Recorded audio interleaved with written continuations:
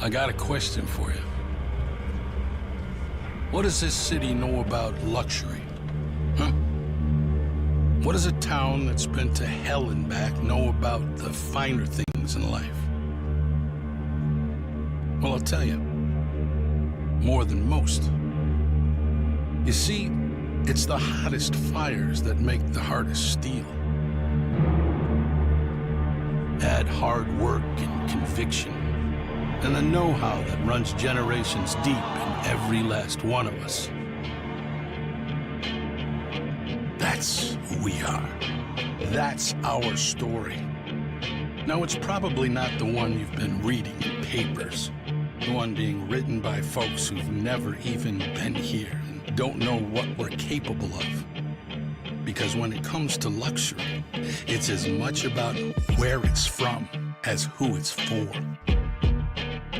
Now, we're from America, but this isn't New York City, or the Windy City, or Sin City, and we're certainly no one's Emerald City.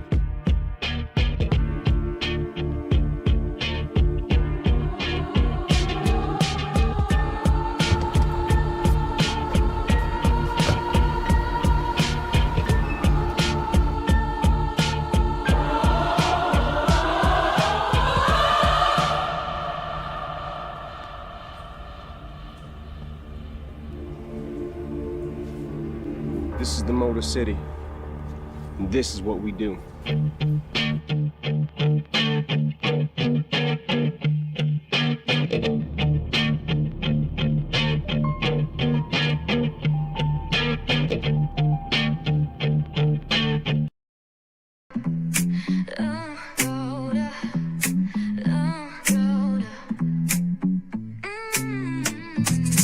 Lights go low, the city goes high. Stories untold under moonlit skies. Pray lonely, got the vibe, got the flow for the culture. Yeah, you already know. Turn it up, lean back, feel the breeze. Late night truths drifting through the trees. It's for the culture, by the culture. Pray lonely's got the soul to show ya. Breaking it down, lifting it higher. Feel the rhythm, spark the fire. Headlines flip with a soulful twist. Behind the scenes where the magic sits. It's the heartbeat of the now and the then, where the story starts and never ends. Tune in, lean and feel the groove. Every moment, a vibe you can't lose. It's for the culture, by the culture. Pray lonely's got the soul to show ya. Breaking it down, lifting it higher. Feel the rhythm, spark the fire.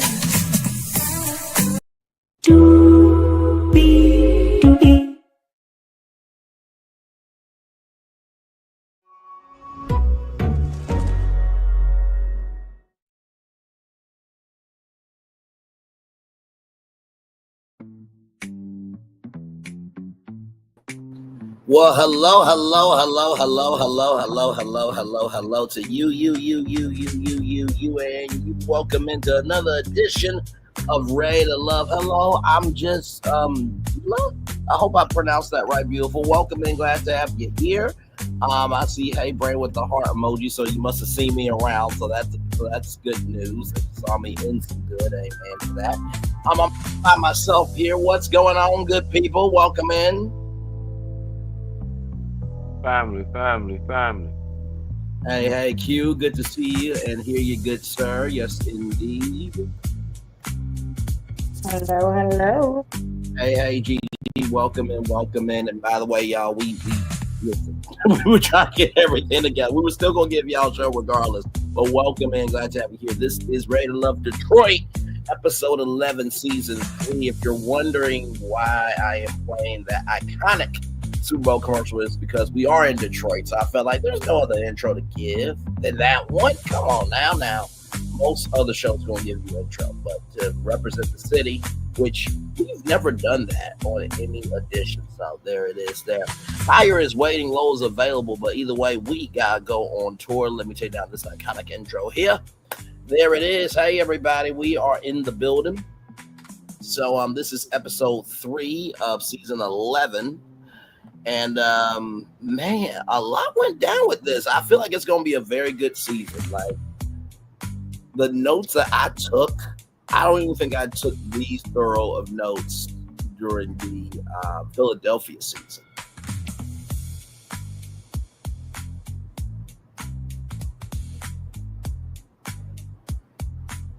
Yeah, I thought about taking notes this time, but I was too busy trying to get the slides, and the way things was working, it just kept freezing. So I was like, you know what? I'm just gonna do my part and You remember good? well. You are good, my friend. You always do, for sure. I did feel like there was more meat on this episode. It seems like it's going to be more meat on this season, quite frankly. What did you guys think of, just the opening of this episode? Yeah, like the this way- episode definitely. Oh, go ahead. My fault. Go ahead, Jesus. You good? Oh, no, I was just saying this episode definitely gave a lot more. Honestly, we have gotten a lot more within these first 3 episodes than what we got the full season last season. Yes. So it already is showing that the potential of what we can see is very, very good. Like I'm already like ready for next week, because today's episode 1, let's just say I can't remember an episode where they actually got to really important and in-depth like conversations, like the real meat and the soul of people's personality and who you are, and like, hey, this is something that I stand for. Are you willing to stand with me, or how is this going to work out? And a lot of times, religion is a big factor. So for that to come up as much as it did today, and for that to be a real conversation, I enjoyed it a lot. Yeah. No, I definitely agree. And it seemed like these are like grown people. Like they're ready for these potential marriages to be signed, sealed, and delivered. Shout out to Stevie Wonder, since we are in Detroit, the home of Motown as well. It seems like that when this season ends, these relationships and marriages better stay. Like these cast members have not come to play. And I like that there's a seriousness to this season. I like that there's a grownness. I like that there is something definite about this season. It's nice to have security when you're watching TV,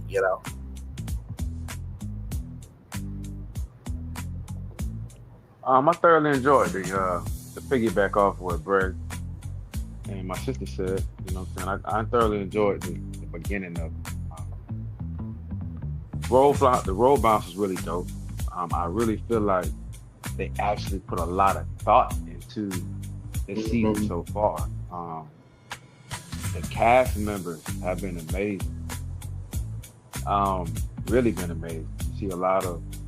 I really like when you get into the meat of the conversation, like Gigi was saying, and people talk about their non-negotiables early.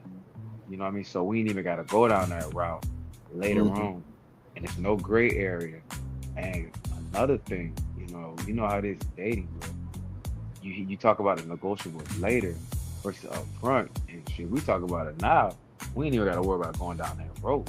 You know what I mean? Exactly. So I'm so glad that they had those meaningful conversations early. So now we don't have to worry about nobody, like they say, gaslight nobody as well.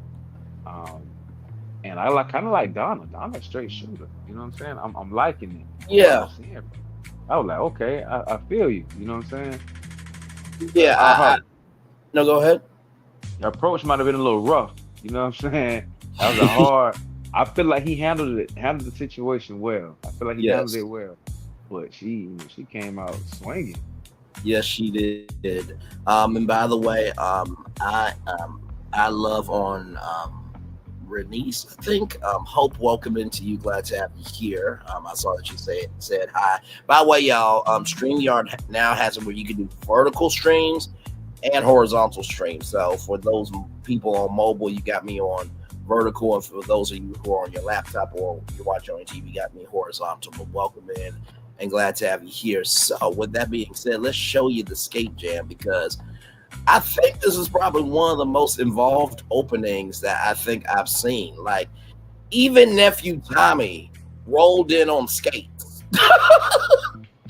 and did the first lap around the rink with the cast. What did y'all think of that? Like, I don't think we've seen nephew Tommy like involved in a episode like this in the season. Now, of course, for those Ready to Love fans, or RTL Nation, as I like to call y'all probably are the experts on that. But I thought that was refreshing. You know what I mean? To see Tommy really get into the episode.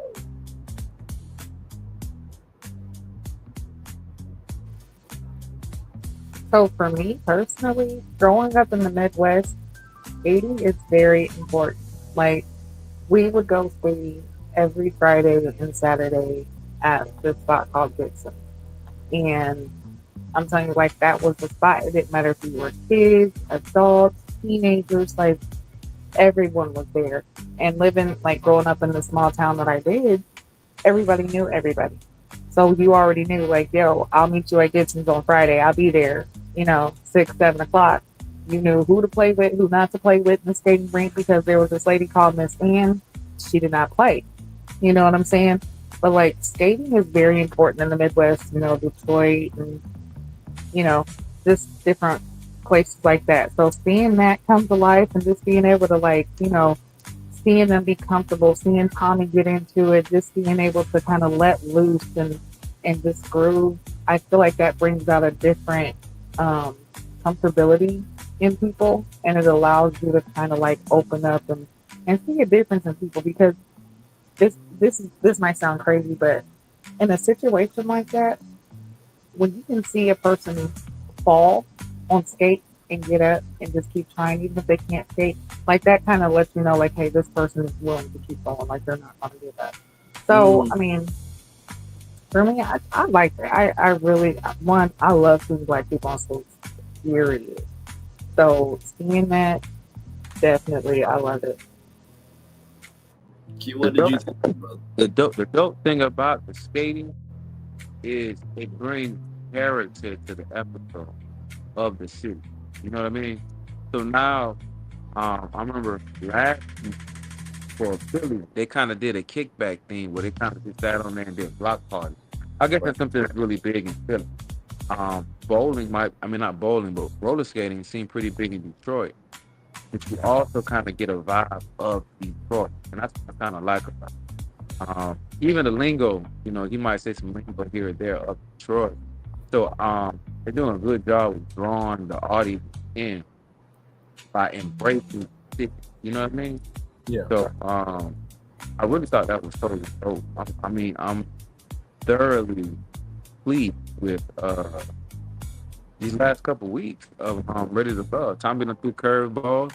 We never did a roll jam, a roll bounce jam before. You know what I mean? And a lot of times when you're in these settings, you're really just trying to find common ground. You know what I mean? So you find who skates, who don't skate. So I think it make everything a little bit more lighthearted. Even seeing people fall, and seeing people who actually brought their own skates. Now you tell me why you got your skates.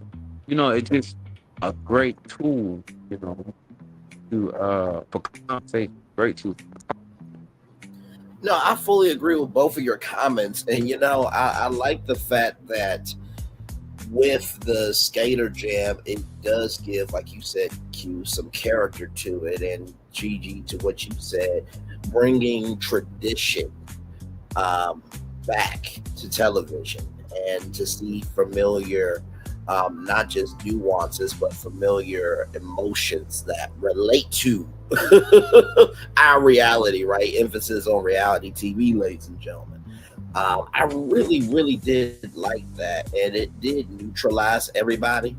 I think one of the things that was really cool was after you saw those singles, then the other singles came in, and let me tell you something. Nicole was excited to see Devin. She said she did not care about anybody else that was there at all. Shannon brought her own skates. And there was a joke that, I know Solana would have said, come on, guys, because my damn mouth. One of the skaters said to Donna, "You don't like it too tight, or do you like it tight rather?" And Donna said, "Don't do that." I'm like, "Oh, so wait a minute. So you mean the mathematician, likes multiply it and expand it, equation? Okay, all right. Well, all right. Then listen, the calculator can do many things. You know what I mean? You can push many buttons. Ladies and gentlemen. Shout out to all those people that still use the Texas Instrument calculator. Ain't no wrong with tight. Ain't no wrong with tight. No, That part. That part right there. As soon as I saw that, I'm like, oh my Lord, Jesus, my Lord. So Tommy then says, I want you to roll, bounce, and fall in love. Like I said, Tommy skating with the cast was very cool. Chris and Shannon talk. And Shannon, really felt comforted by Chris right here, because Shannon feels that other people have called her, pretentious, or, she seems better than them. But you know what? I don't get that from her. I mean, if you guys don't know, she has went to school for over a decade for 4 degrees.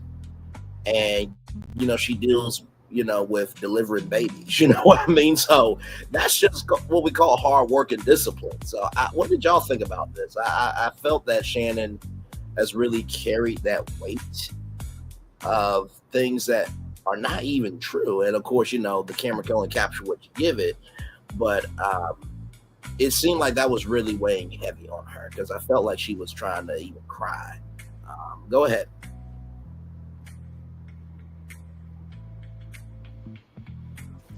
You can go first. I kind of like old girl. I like. You seem sweet, but at the exact same time, I feel like she stands for something. You know what I'm saying? And I also really like. I forgot his name in this particular clip. I like how he expresses himself throughout the show. Real Chris, I think his name is Chris. Yes. I really like how he expresses himself throughout. Really shows his maturity.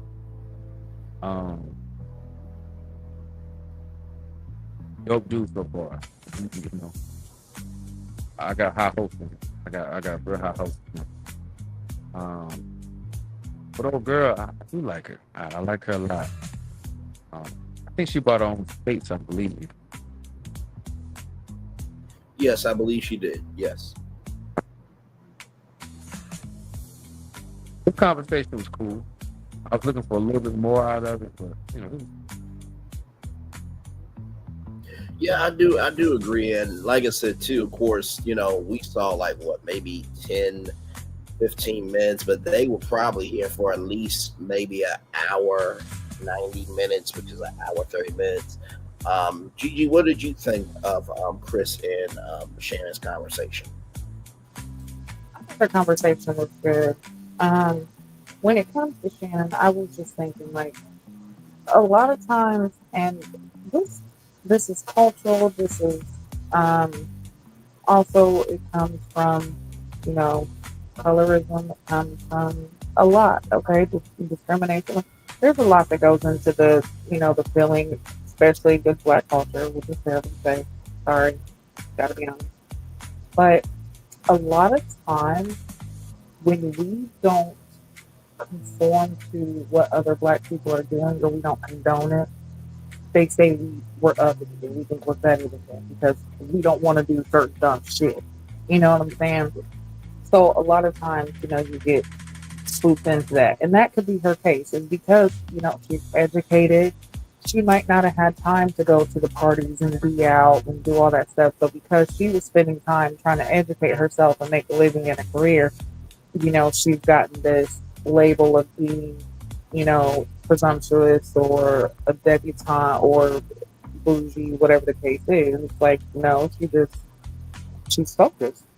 You know what I'm saying? So I feel like when it comes to that, that is, you know, it's good that she felt safe and um, vulnerable enough and or safe enough to be vulnerable in that situation with him.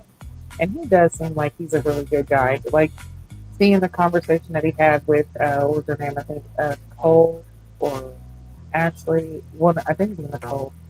But seeing his conversations and just his demeanor, he does seem like he's really there for the right reason. And honestly, I'm gonna say this season, a lot of them seem to be there Yes. for the right reasons. Like, you know, they're not confused. There's no, you know, it's like, hey, no, this is what I want. This is who I am. I can't really settle. So instead of settling and playing this game, I'm gonna go ahead and move around. I'm not going to allow Exactly. this process just because I want my 15 minutes of fame. I'm just going to stay here and just, you know what I'm saying? Just do nothing just because I want to be on TV. No, I feel like these people are actually here for the purpose of finding love. So I'm really looking forward to seeing both of them actually.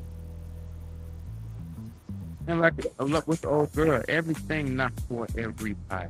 Yes. And the way she carries herself, she's looking for a certain kind of person.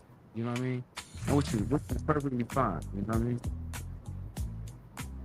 Yeah, no, absolutely. And you know what? I think, remember when I said with Chris how he led with his cooking career? I like the fact that he was able to relax, and maybe it was the fact of this environment allowed him to relax. But I like the fact that he saw outside of himself of, you know what, let me relate to you where you are. And you know, emotional intelligence has become more and more of a cornerstone of what people are looking for in a relationship. As y'all know, I like what the fuck I like, but also too, I like a brain with that as well. You know what I mean? You know, one of my friends said to me, "Bray, you will get a skinny chick and make her thick." I'm like, first of all, that's completely disrespectful. I was laughing for two things. One, what was wrong with my friend? But also number two, like, no, because there's gonna be things on me that are gonna be inadequate to her. So it made no sense. But what I said to my friend was, why would I try to change a blessing from God that I was attracted to? Because here's the gag.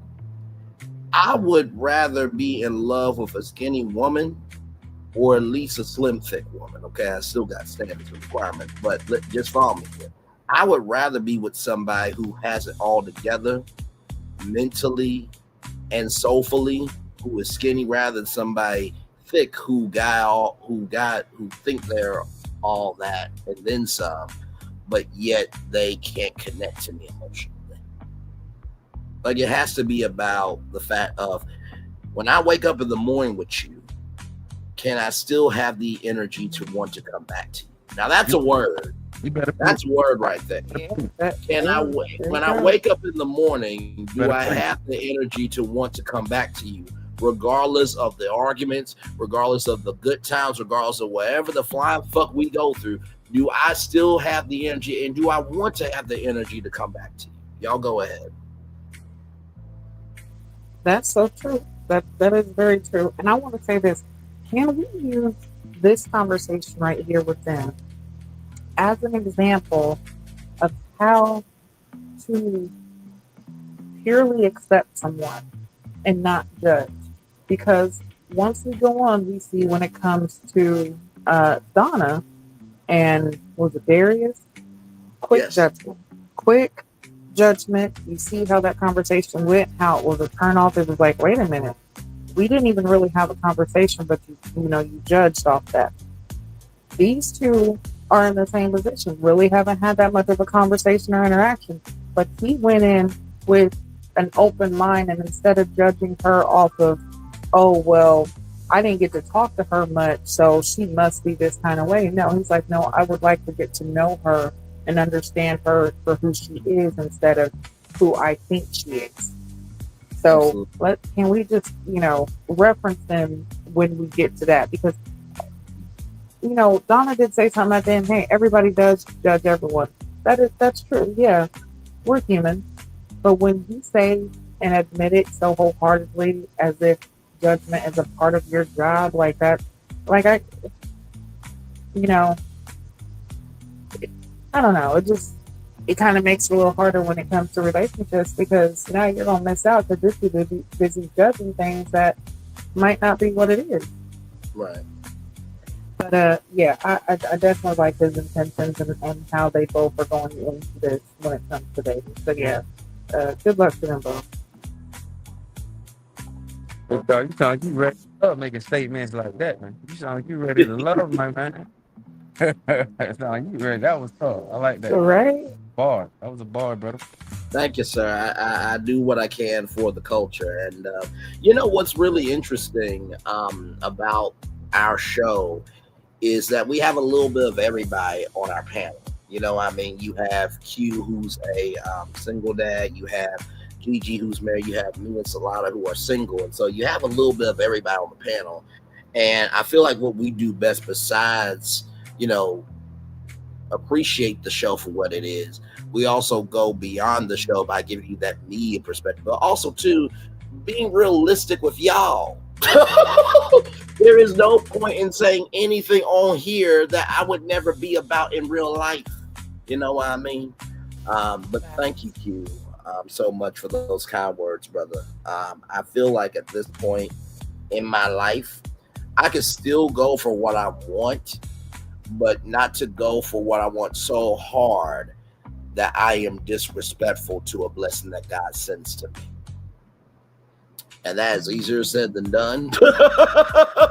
When you have tried to be a blessing to other people and you're like, wait a minute, wait, God, you actually got me on this one?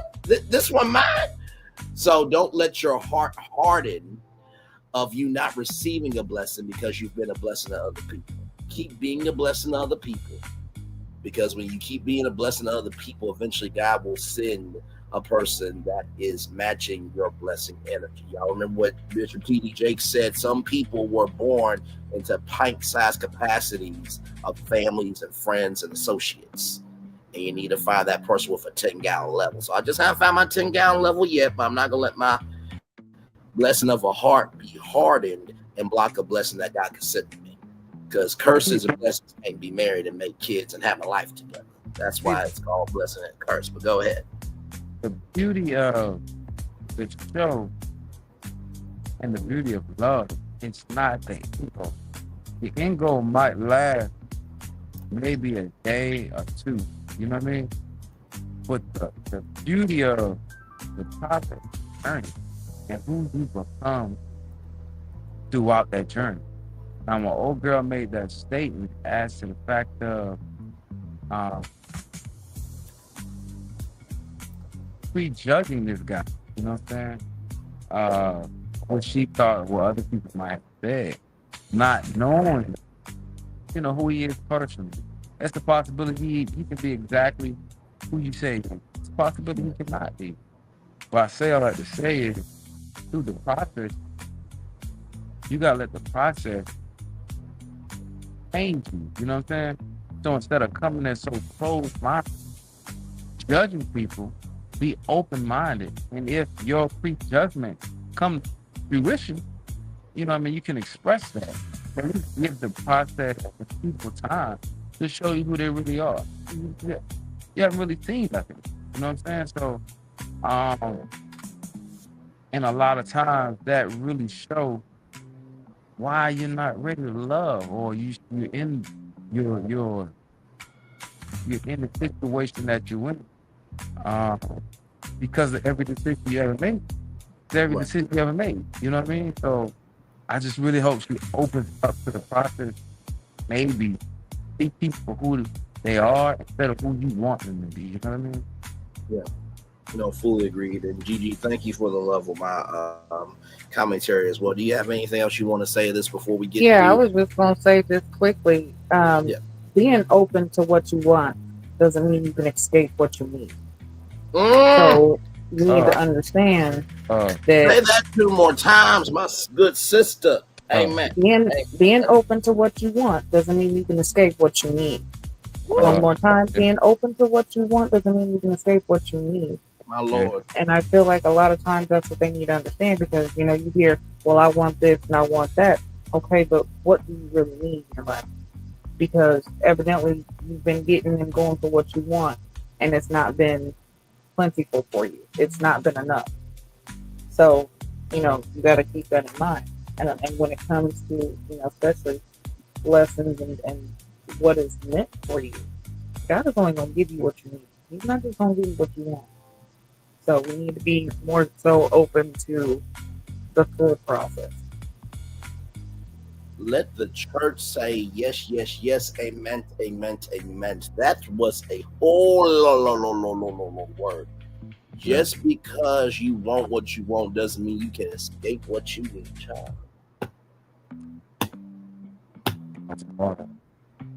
Listen. And listen, Gigi, maybe you can help Emily out because I didn't know Janet Jackson was going to come through on this season. Not like Janet Jackson needs red love. I mean, she's Janet motherfucking Jackson. Miss Jackson, if you're nasty. But I had no idea Janet was on the show. So Janet Jackson and Bella are talking. that wasn't Janet Jackson. That was Fred. You know what? I'm not about to do this with you. No, that was Reedy. Mike Joe. That was Millie. Good Lord. I mean, it looked like Rhythm Nation, Michael Jackson jacket energy. Like, and listen, we are in Detroit. You know what I mean? So it all works, but it's just like, would you wear this to a skating rink though? Like, I mean, even for Bello, you know, the black shirt is a lot. You know what I mean? Because when you're skating, you know, you can sweat. You know what I mean? Skating is a physical activity, but maybe they might have the air conditioning cool. But anyway, with all that being said, Bello and Emily try to talk. It is a no-go at all. You know, it really wasn't a lot to this conversation, but y'all remember why Emily was put up for nomination because it really wasn't too much to her, right? I think I said for last week's review that Diamond still needed to be on the show because I don't think she had the chance to showcase her personality, but at least her personality was there. There was nothing here. And I would say Bello has more personality than Emily. What do y'all think about this? I wasn't really a fan of Emily just because of how she's very closed-minded, very conservative. There's nothing wrong with it. You know, nothing wrong with that. But at the exact same time, you're gonna have to give people time in the process. You know what I mean? Right. She went in there like, first off, she walked in like her stuff don't stink, and that's what got her eliminated. She got her sent the second mission. You know what I mean? Then you come back, you're pretty much the same person. Like, you don't see why you got sent to the second mission. So I was looking for more from her. I was really looking for more. She seemed very closed off. And that was kind of alarming, but I think the guys got it right on it. Yeah. No, fully. Yeah, she has no substance. Like, she's almost robotic. Like, if you thought about what an AI would look like, it'd be that. Not you say she's not an NPC from Grand Theft Auto. My Yes. Lord Jesus. Yes.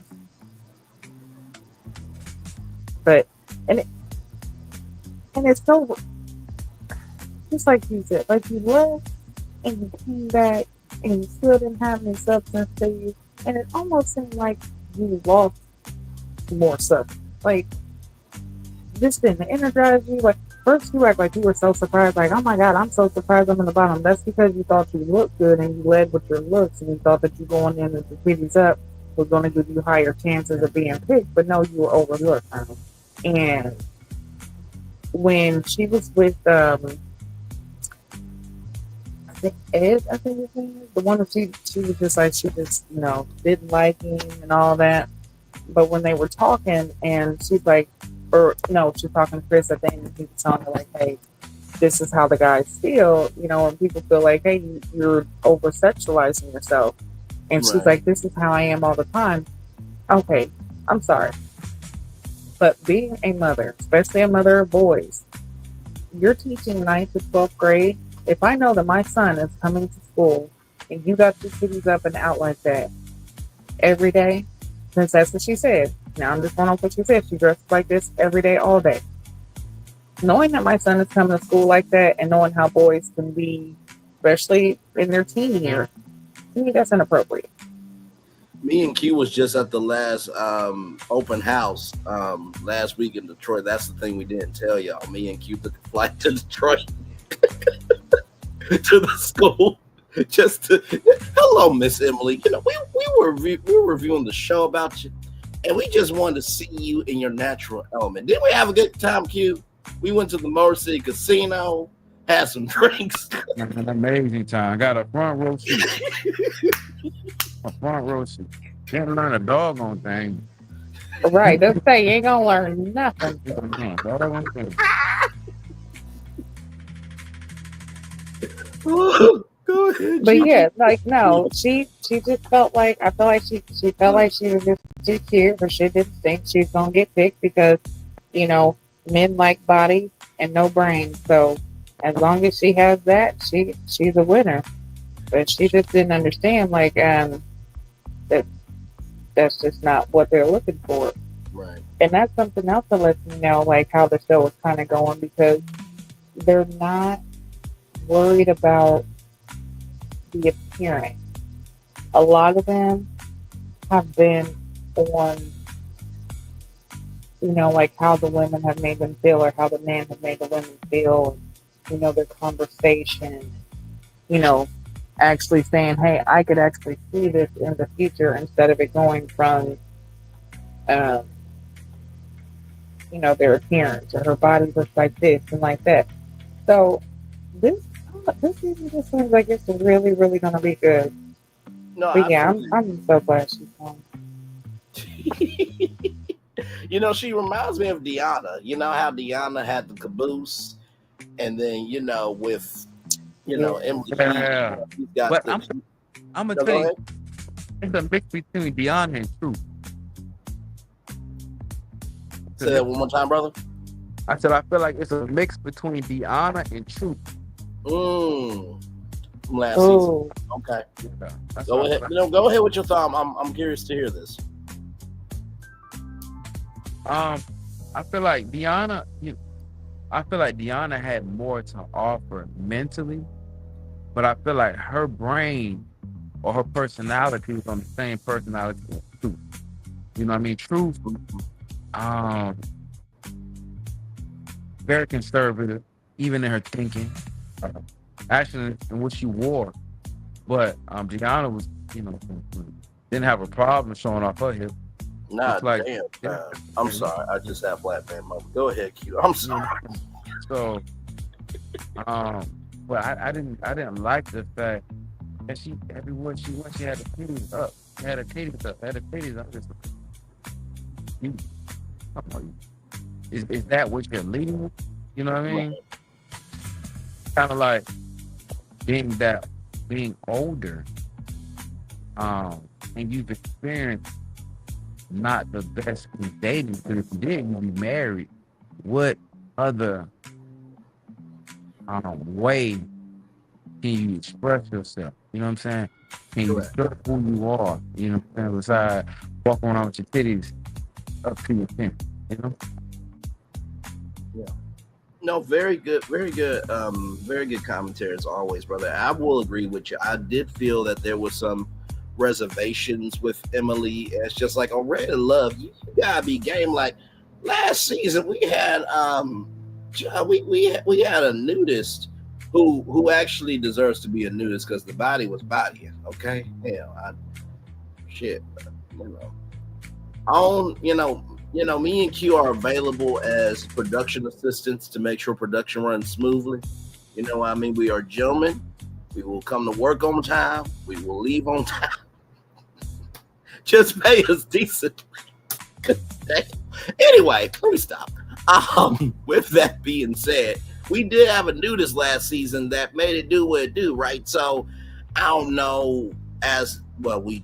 Obviously we won't see how deep she, will be able to be, or how bold she can be. But it just seemed like maybe this wasn't the process for her.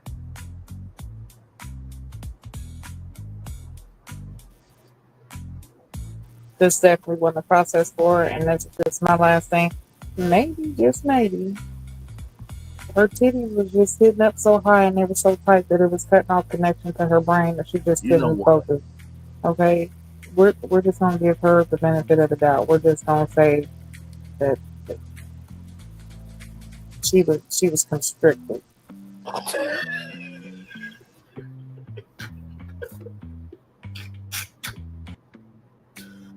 Woo! So she had And then her damn eyelashes were so long that you couldn't, like, how could you look at somebody?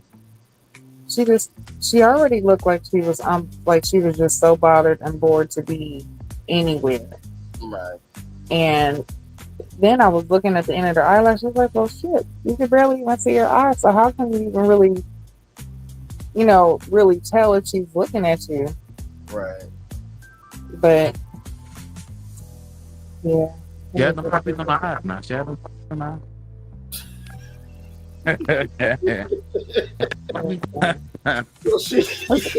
Listen, she would definitely be great as a filler model.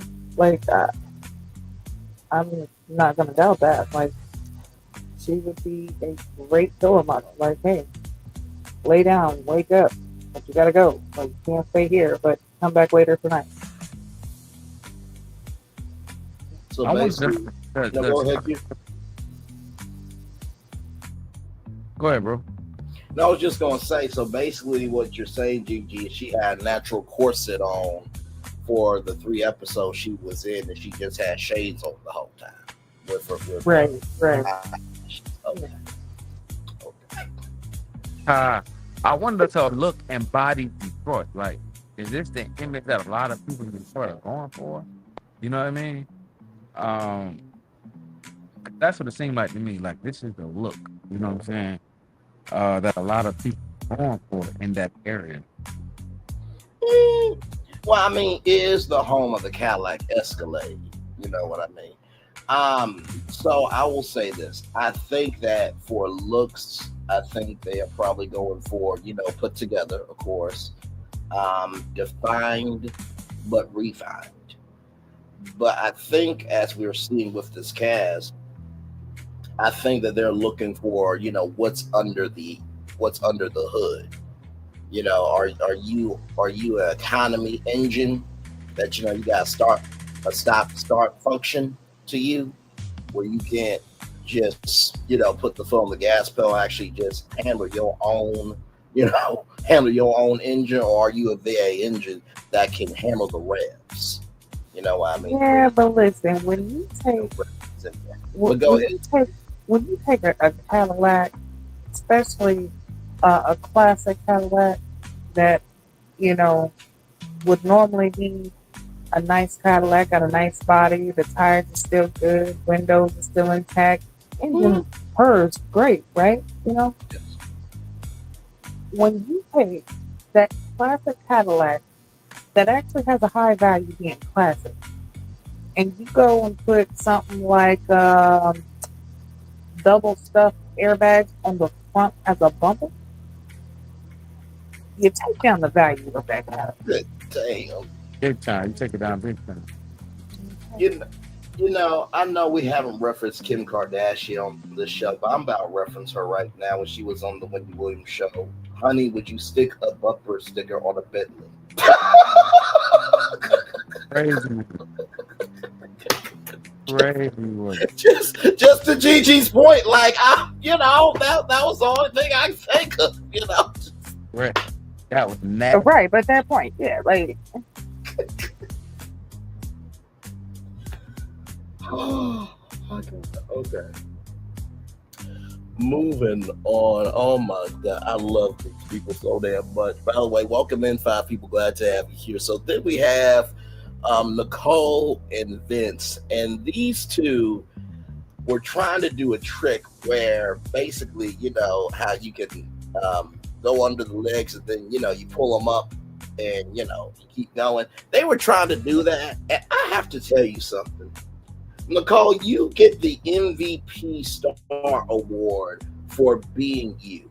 Okay, you did not give up for shit.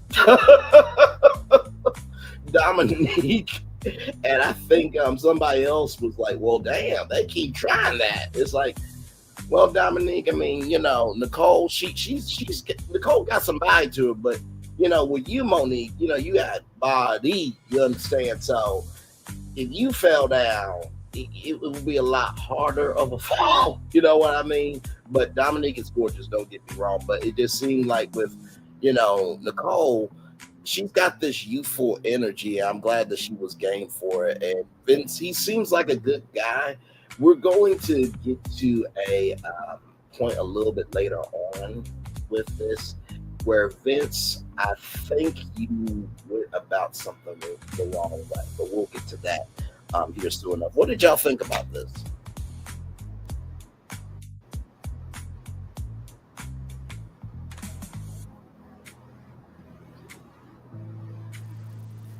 Well, for me, it goes to what I was saying. Is like when you're, especially the skating, it's almost like falling builds character.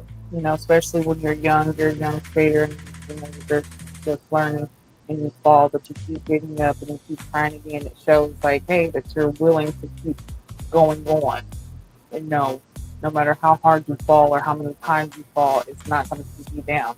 And that's something that I feel like she was showing, like, hey, I'm going to keep trying. This is something I really want to do. I want to try it. I'm going to keep trying it. And that's what she did. And for him to be willing to go along with it, and, you know, like, hey, I'm with you. I feel like that was a good dynamic for them and to showcase on the show.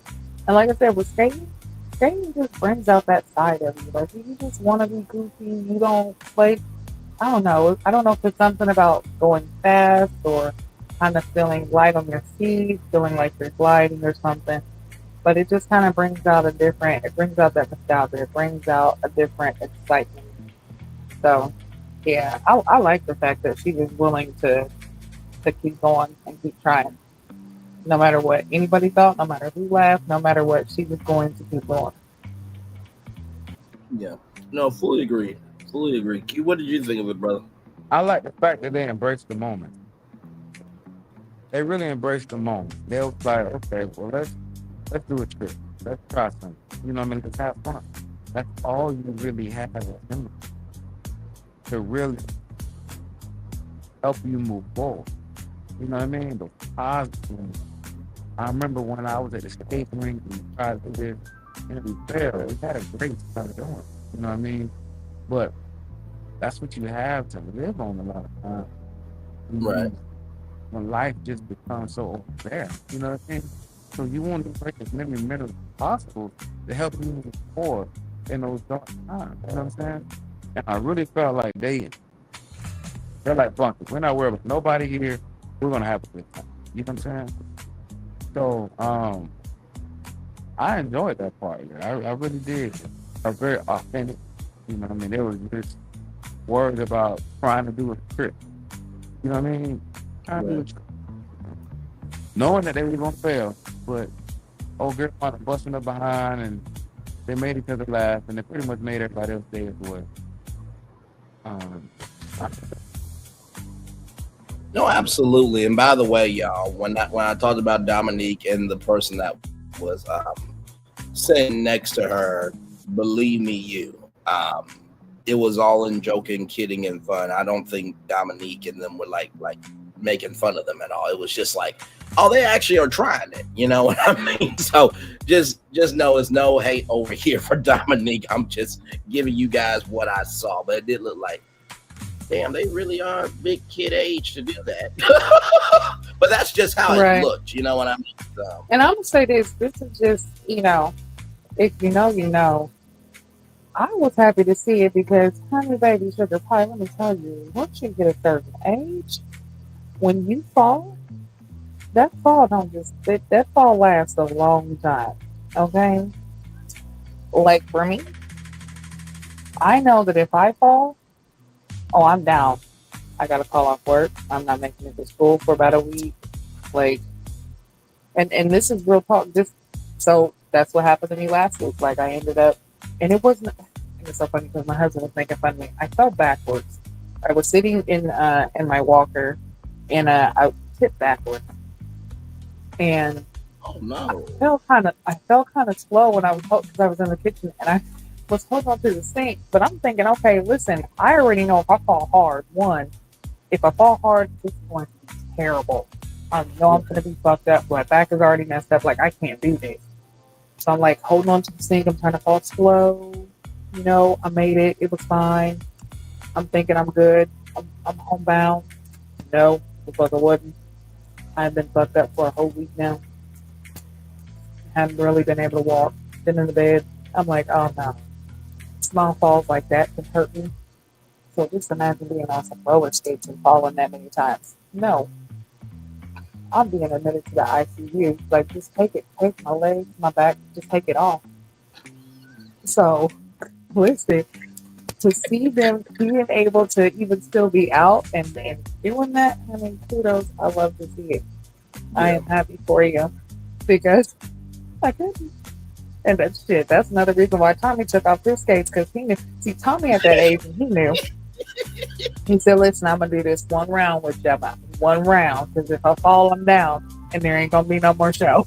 Exactly right. They didn't have me, Braylon Lee, on standby in Detroit or anybody else that could do the show. So Tommy is the host. But he was a good sport for doing it the first time around and to use some good lyrics. So Gigi, you fell down.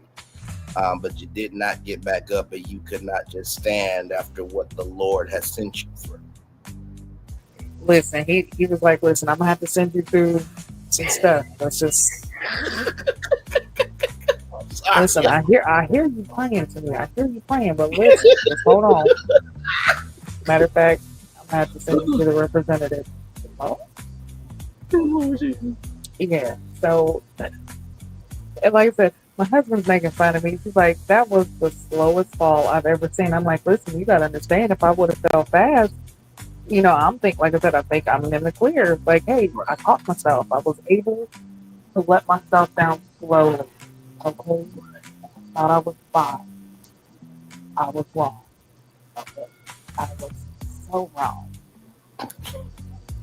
And we are glad that you are A-okay. And by the way, shout out to Uncle Diane McClurk and everybody. Yeah. I do, side note, by the way, I do wonder that sometimes for gospel artists when they hear their lyrics in different situations, like, how did I get in it? I meant stand of, you standing and still being a champion. I meant falling down, getting back up as, you can overcome. How did I get in it? Listen, in the words of T.D. Jakes, the pain had me swallowed up. There's so many ways to go with that, but I'm gonna keep my mouth shut. Moving on.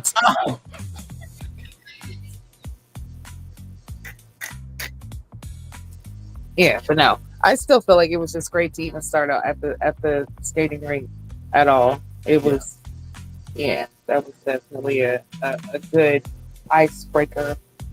And it seemed like if you look at the rest of the dates that happened afterwards, they all seemed mellow and chill, and it seemed, not forced. There was a lot of, there was a lot of open purity, I feel like. So this was a good starter.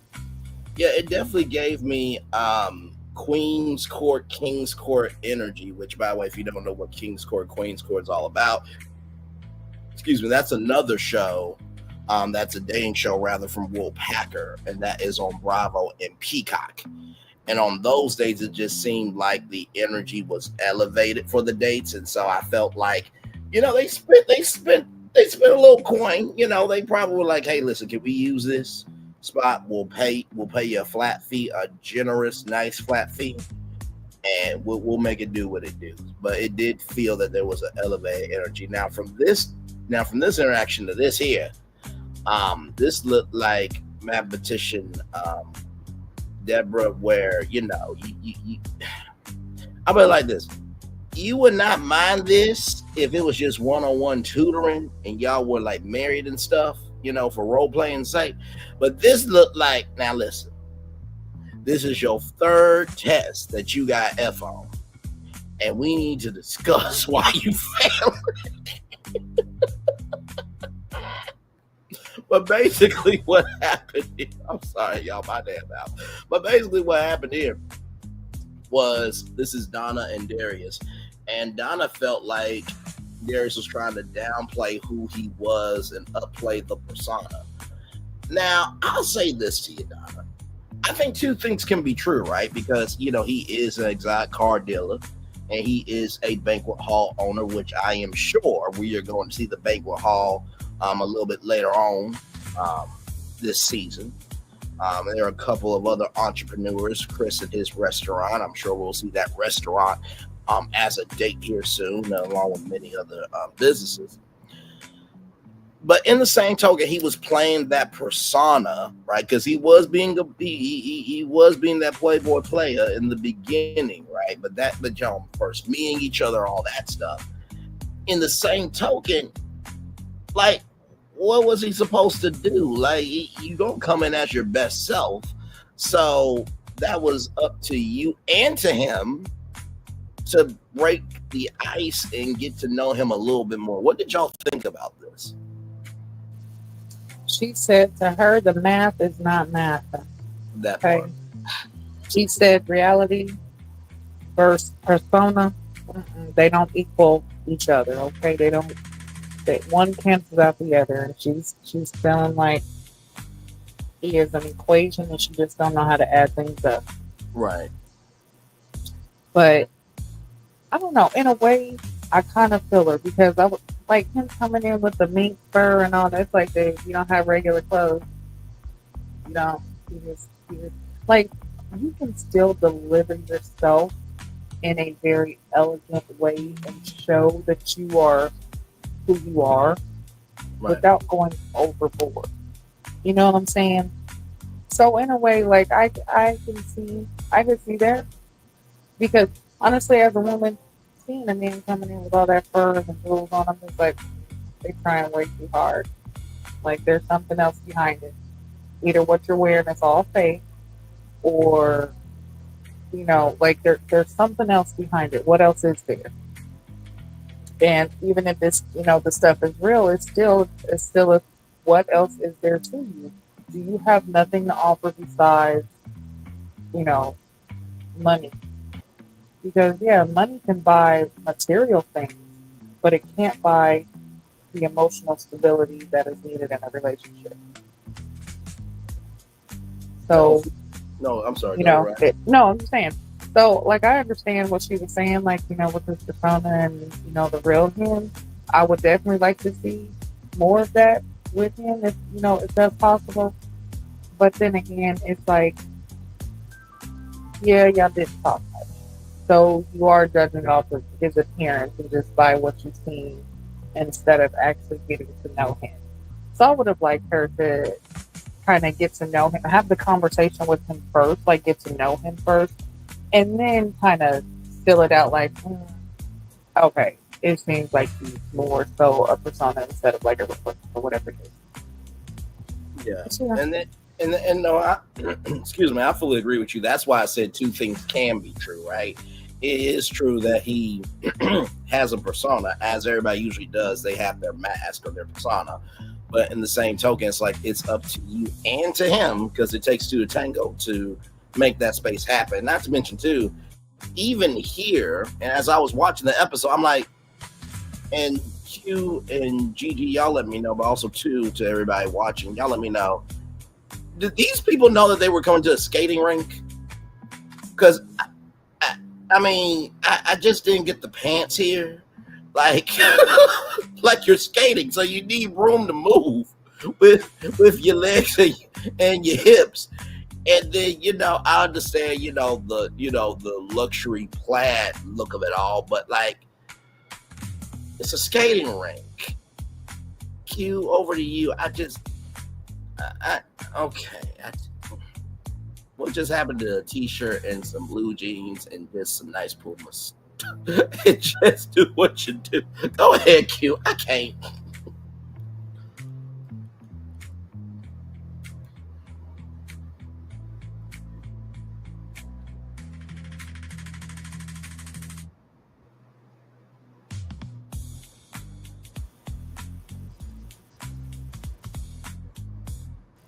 You there, Q?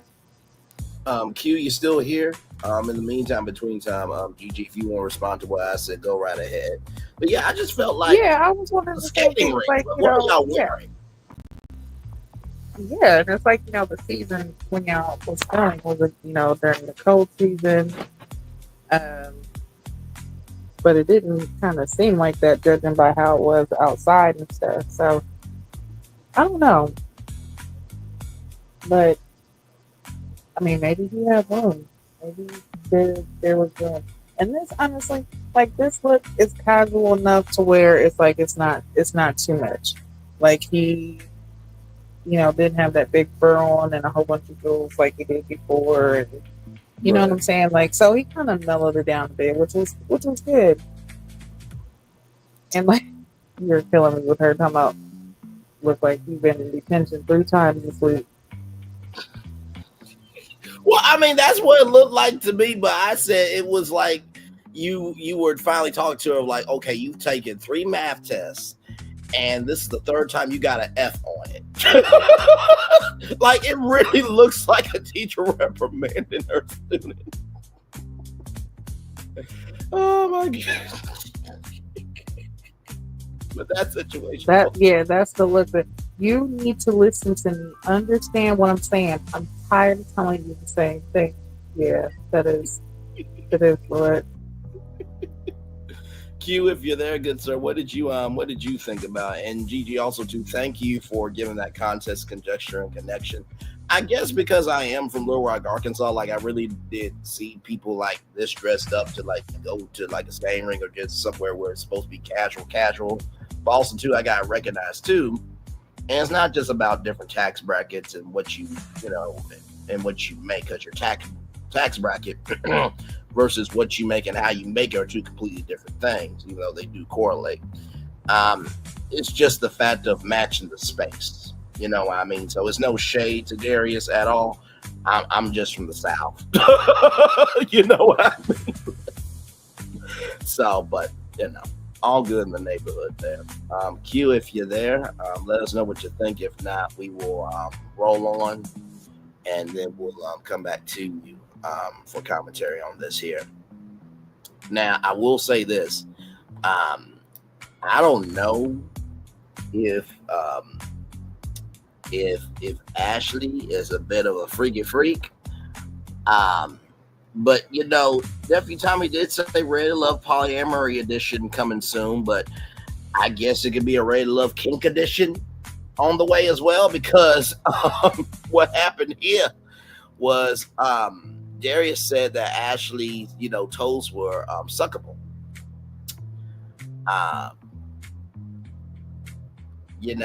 Far be it from me to give an opinion, but if you're talking about sucking my toes as I'm drinking a drink, that's not going to flow right. Now I'm going to not want to drink my drink. But hey, listen, Darius, he has 4 kids. Ashley, she wants 2 to 3 kids, and she says she is fertile myrtle, so she is ready to be pounded out and to put out, respectfully, of course. So, child, what are y'all thinking about this? Well, you said the Ready to Love Pink Edition, and my mind went to Ready to Love Head, Shoulder, Knees, and Toes Edition. You know what?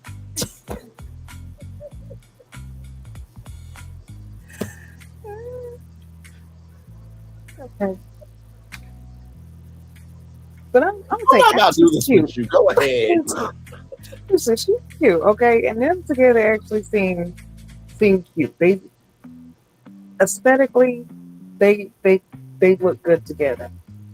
And seeing how it lines up, which is a good thing because a lot of times, especially women who don't have kids, getting with the man who already has kids is a turn off because you kind of want to start a family with somebody who doesn't have kids, and then you guys build up together. Right. So for her to kind of be open, like, hey, yeah, I still want kids. I want my own, at least 2 or 3. So they making plans. Don't know if it's really gonna go too far, but I could I think they would be cute. I could see something possibly happening with them. Yeah.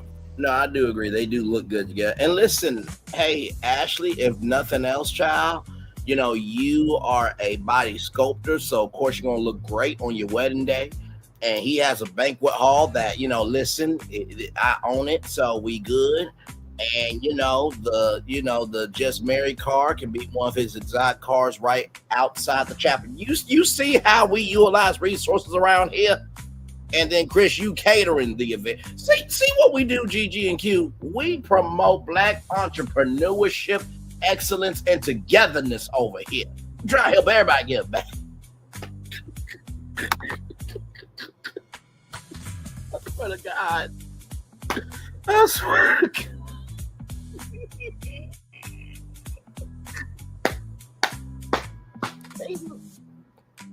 Now, the only thing is that I would say,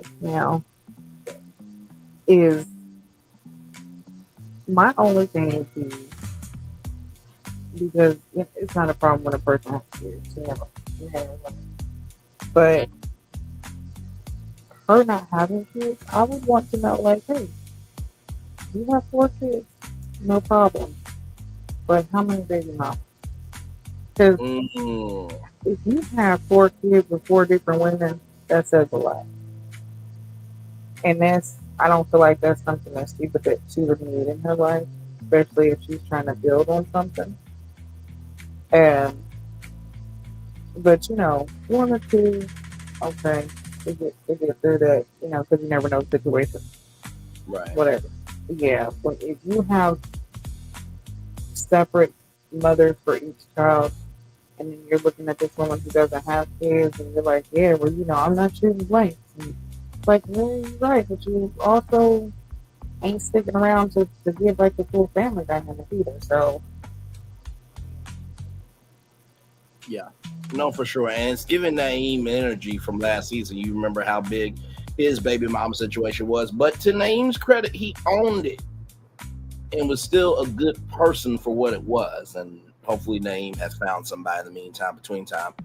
67 Chevy, welcome in. Glad to have you here. With 4 kids, he'll never have the time for a woman who has any. They'll spend all their time at Chuck E. Cheese.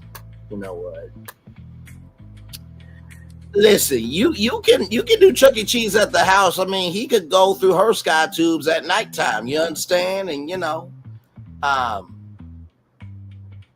enjoying slices of her. Chuck E. Cheese sells wine and beer now, is what I heard. So now there's more parents enjoying it now. Exactly right. You know what I mean? And listen, at Chuck E. Cheese, besides the wine and beer and everything else, they got pizza, which there's the slices. So if she's got the milk, they can make pizzas of any kind. And then of course the cake. If she got cake, then there's dessert right there. So Chuck E. Cheese can be at the house too. So flexibility is important. And listen, honestly, if you are financially stable to take care of all of those children, kudos to you. Amen. Because that might be a thing where, hey, you want to have a lot of kids. You're the type that, you just want to be able to take care of, kids. Yeah. And maybe the relationships didn't work out with the mom. Maybe all the kids aren't biologically yours. Maybe you've adopted a couple, or you foster a couple, or just helped out a couple in the neighborhood. So now you have a lot of kids who look up to you. there are men who are out there who are like that. But if you physically have these kids and they're yours, and you're able to take care of them, hey, if you want the huge house and the huge yard and you go out the kids run around and y'all have the pool and the barbecue, do it. Live that life. Like, because it's beautiful. Having kids is beautiful. Having a family is beautiful. Like, no one should stop that dream if that's something that you have and you are financially able to do that. But if you're not and you're just doing it just because of the pleasure, like you're causing more harm than you're actually doing. No, fully agreed with you. My mom has always said, never have more kids than you have hands. So I have 2 hands. My wife has 2. Have 2 kids. But of course, like you said, if you have if you have the finances to do it, then go ahead. Now, if we look at Darius, who has 4 kids, and the maximum for Ashley is 3, so that's 4, 5, 6, 7. So I mean, listen, John and Kate had a show called John and Kate Plus 8. You know what I mean? And I think there was the 6 Little McGee's on TLC. So listen, they can afford it. Why not? Yes, indeed. There. So and then you have the Duggars who have 19 kids and counting. That damn family from my damn state. By the way, I'm so sorry to America and the world for the Duggars. If you don't know, child, it's some history with them. Not all of them, just one of the brothers' child. But that's neither here nor there.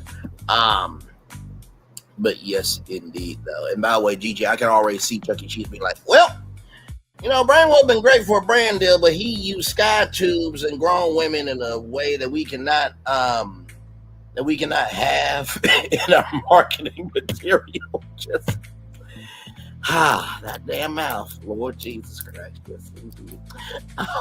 Lorena Martinez, welcome in. Glad to have you here as well. Yes, indeed. Q, if you're there, bro, would love to hear what you have to say.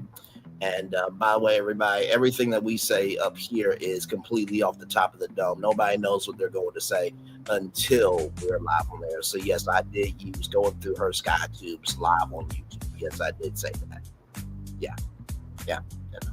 It's called wordplay. Theater of the mind. If you listen to this in an audio form, or if you're watching this on video, it's our job to make the picture be bigger than what it is visually or otherwise. So it looks like Q might be away from his microphone for a minute, so we'll keep going, and whenever you can, Q, just jump right back in. So then we get to this, and Gigi, let me know, gorgeous, did they use the diary cams last season or in the previous seasons of Ready to Love? Because I don't think they have. No, I don't remember them using diary cam. Okay, because apparently this is a new thing. So as y'all can see here, on this foursome date, you have Chris, you have Nicole, you have Vincent, you have Emily. And let me tell you something. I don't know what crawled up Emily's soul that morning, because it looked like it was a morning kind of midday date, but she was agitated with Vince. She said that he is a person that would trigger her in some fashion. I'm just like, oh, okay. I mean, it doesn't look like Vince would be that type of guy, but all right then. So with that being said, I don't know. I agree with her a little bit. And some of the stuff he was saying was a little tricky. Like he could be annoying. I could definitely see it. But yeah, she started in quick though. She was quick. Yeah, and we're about to get to that here in just one second here.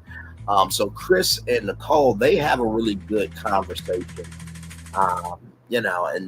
Chris talks about his tattoos and how they relate to food because he is a chef, and it just seemed like they had a really good vibe. And also Nicole talked about that Nicole has wanted to be married before and was talking about some of the pitfalls and some of the mistakes that she made. So that was a really, really good conversation. And y'all remember when I said that how Vince and Nicole got off well? I said, Vince, there was something that you did that we're going to talk about a little bit later on. We're at that point now. Um, so Vince asked, what do you who do you teach to, 9th through 12th grade, and what do you teach? Emily said graphic design, and so Vince got stuck on, Emily's job of like, do you love all your students, or are there some students that are, more better behaved than others, or do you like others more than, others? And then they got into the freshmen and seniors, and then, tell me some of the characteristics of the freshmen versus the seniors. I'm like, bruh, you are stuck. You are stuck. You are stuck. Like, dude, she's the seamstress for the Detroit Pistons. Like, ask her about a favorite memory that she got to be a part of in that stadium. Like, that would be a way to get in the door. Of course, y'all talked about kids a little bit later on, but like, ask her, like, what were some of your favorite moments of growing up in Detroit? Like, did you travel? Like, you were just stuck on the school stuff. I just, no. And here is Chris and Nicole there. And then here is Emily and Vince there. What did you think about the do you want to comment on the on Chris and Nicole first, or do you want to comment on Ashley and Vince? Because I feel like Chris and Nicole, they had a really good conversation. There really wasn't too much, but this conversation here, I'm just like, dude, you are so damn stuck, bro. Like, what are you doing? Yeah, that's what I think. I think Chris and Nicole had a really, really good conversation. I can see their connection. I could see an actual future with them because their conversation was so natural and so opening. Him being, like, you could tell he's really not a judgmental person. I'm not going to say he's carefree, but you can tell he doesn't live life with like a fog lens. You know what I'm saying? Like, you know what I'm saying? He handles his business, but he has a Hakuna Matata energy. Exactly. You know what I'm saying? He definitely walks with that, no worry energy. And Nicole has that same thing, and I feel like they both could bring it out in each other and how they were walking, holding hands. Definitely, I could see the sparks with them. Now, when it comes to Emily and Vince, he, like I said, he definitely can be annoying. I could see him being eliminated soon, honestly. But her energy is already off put. So I feel like it really wouldn't have mattered too much of what he would have said or would have asked her. Her answer, regardless of how, like, given the answer, she still would have given it in a dull way to really still made it uninteresting, or she would have still showed her uninterest in what he was asking. So, and him asking about, like what she does, a lot of people, especially if you're a teacher and you love, teaching, he's asking about something that you do. So engage in that conversation. I feel like that was an opening. Okay, you're a teacher. He's asking you what grade you teach. Okay, you're just giving him the answer. You're not engaging in the conversation and actually giving more for there to be an opening for him to say, oh, okay, we'll start, asking other follow-up questions. He had to dig into something that he thought she might be interested in talking about. Because honestly, maybe he didn't know that she, was a seamstress for the Pistons because they haven't had that conversation. Right. So him trying to get to know her, she's not really giving him the conversation pointers for him to follow up and be able to fully engage. And then when it came to talking about, the kids, her stance was almost final because, I don't know if it's because she has an older child and, she's done parenting, but parenting a boy, I'm a bear, but overprotective, where it's like, yeah. But parenting a boy and a girl is totally different. Yes. But for her to be, like, hey, your girl's gonna be like this, and you know, because he's asking her for tips, and you're just, I don't know. She just wasn't really engaging too much, nor do I feel like she was giving what was necessary for him to truly be able to open up. He was trying, but I don't feel like she wasn't there for it. So she wasn't going to really know what to do about it. You know what? I appreciate that interpretation because I did not look at it that way. I really thought he was just stuck on that thing where it's like open up a little bit more because it seems like with Emily, it's like, okay, it's got to be the right thing. So maybe trying many different topics to find the main topic. But I like that interpretation that you gave of, well, it wasn't the fact that he was stuck, Ray. It was the fact that he was trying. It just seemed like he was stuck because of the energy that was being given to him. So very well done there. Q, you had your mic open, good sir. Man, it's so crazy. I know a lot of people in dating have been there. You're on a date, the vibe ain't there, so you try your best to make the best of it. You know what I mean? While one person not enjoying, you might not be okay, we already here. Let's try and enjoy ourselves. You know what I mean? Like the aspect that they told them, they tell you're gonna have those moments. You might be with your partner for 15, 20 years. You're not gonna see eye to eye all the time, but you need to at least have a common ground to say, okay, I don't like it now, but we can still enjoy the time. You know what I mean? So I really don't feel like she's ready to just because of that scene there. I felt like they really didn't see eye to eye, they really didn't like each other. But mostly she didn't like him. But the man was like, okay, don't worry about it, I'm gonna make the best of it. She made it her point to make him feel uncomfortable. I do that.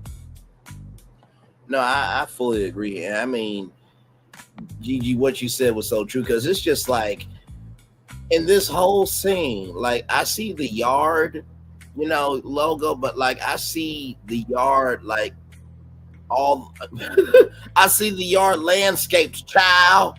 It's all there. Good Lord. I mean, I'm not mad at it, but it's just, my Lord Jesus. Emily is very fashion forward and she knows how to pick the right pieces, okay, to show off the pieces, okay? So listen. Oh, my Lord. Q, did you have any other takes on Darius and Deborah and Darius and Ashley and stuff like that before we move on?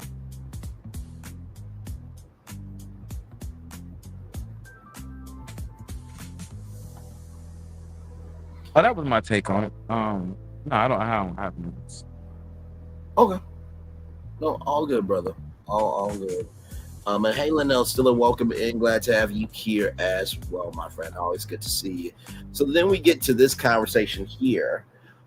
This was a very powerful conversation early on, and this looks like it's at a restaurant for sure, but looks like Deborah got a salad, looks like, and then I don't know if this is like barbecue or bacon. It looks like bacon because it's got pancakes here, but that's neither here nor there. But the conversation here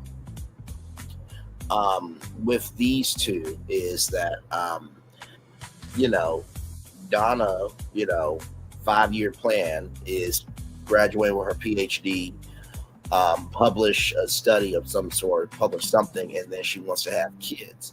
And so Ed asked about religion, and he is a Christian. He doesn't go to church every Sunday, but he is regularly in that space.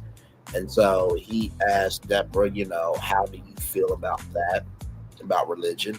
And Deborah said that her focus is being a good person. And if that connects to a religion, then I'm happy about that. And so when Ed asked about, how do you feel about, me or whoever you end up marrying? How do you feel about, them and their religion? And Deborah was like, I'm fine with it. And, as long as, we can also choose my way as well, then let the kids choose, what they want on their own. And, I will say this to Deborah. I thought that was a very mature perspective because a lot of times it's my way or the highway. In the same token, I also appreciate Ed of saying, like, when it comes to me, I want somebody equally yoked. And it wasn't doubting Deborah at all. It was just knowing what he wanted, which I feel like in dating, I feel like when it comes to the world of dating, there's a difference between, like you said, you can want what you want, but that doesn't mean you can avoid what you need, right? Because there are plenty of people that, they say they don't want kids, and then, my mom has always said, don't ever say what you won't, because there'll be that one person make you want kids because you fell in love with who they are, right? So what did y'all think about this conversation? I enjoyed this conversation. I really did. Even when he found out about her religious preference, he kind of rolled with the punch. You know what I'm saying? And still enjoyed his meal and still gave us equality. But you know what I'm saying? And she stood on what she stood on, and he also stood on what he stood on. But she's like, okay, that's not gonna really work for me. But I'm still gonna enjoy this pancake. You know what I'm saying? And I'm still gonna enjoy this girl's presence. You know what I'm saying? And I was very respectful. Yes, it was. You know what I'm saying? Very respectful. And a lot of folks can take note. You know what I'm saying? Because there's so many ways you can show agree and disagree and still be respectable of the person and yourself. You know what I'm saying? That was really dope of how he handled that. Absolutely. Gigi, go right ahead. Oh, I'm sorry, Q. Were you finished, brother? I'm sorry. For me, I really liked it because I felt like they were conversating with a purpose. They definitely was giving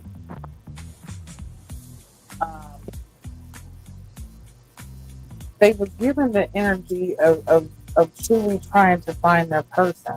You know what I'm saying? This wasn't I'm just here for a free meal. I'm just here, even though I don't really like you, I'm not even trying to, be bothered. It was like, no, we're going to make the best of this. Let's conversate, find out, what we have in common, what we don't have in common. If we, you know what I'm saying? Whether it was outright spoken, that's what was happening in their conversations and in the way that they were handling the conversation.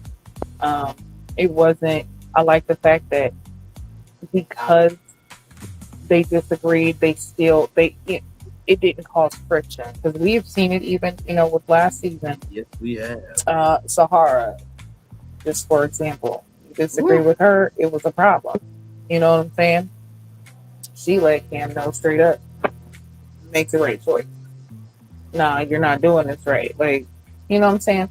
So there was a lot of that happened last season, but with this season, we're not seeing that, which is great. And with this conversation, it really opened up a lot, I feel like, for both of them.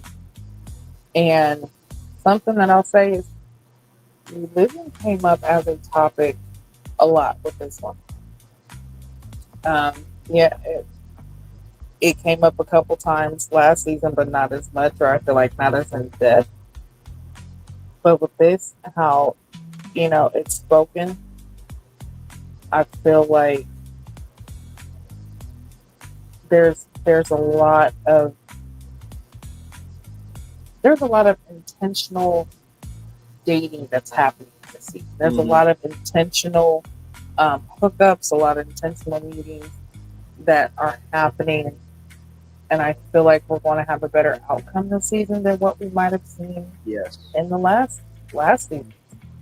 I really see that there is a potential to have more couples ending with each other than there are having them leave separately. Yeah. And possibly even having them stay together when it comes to reunion time.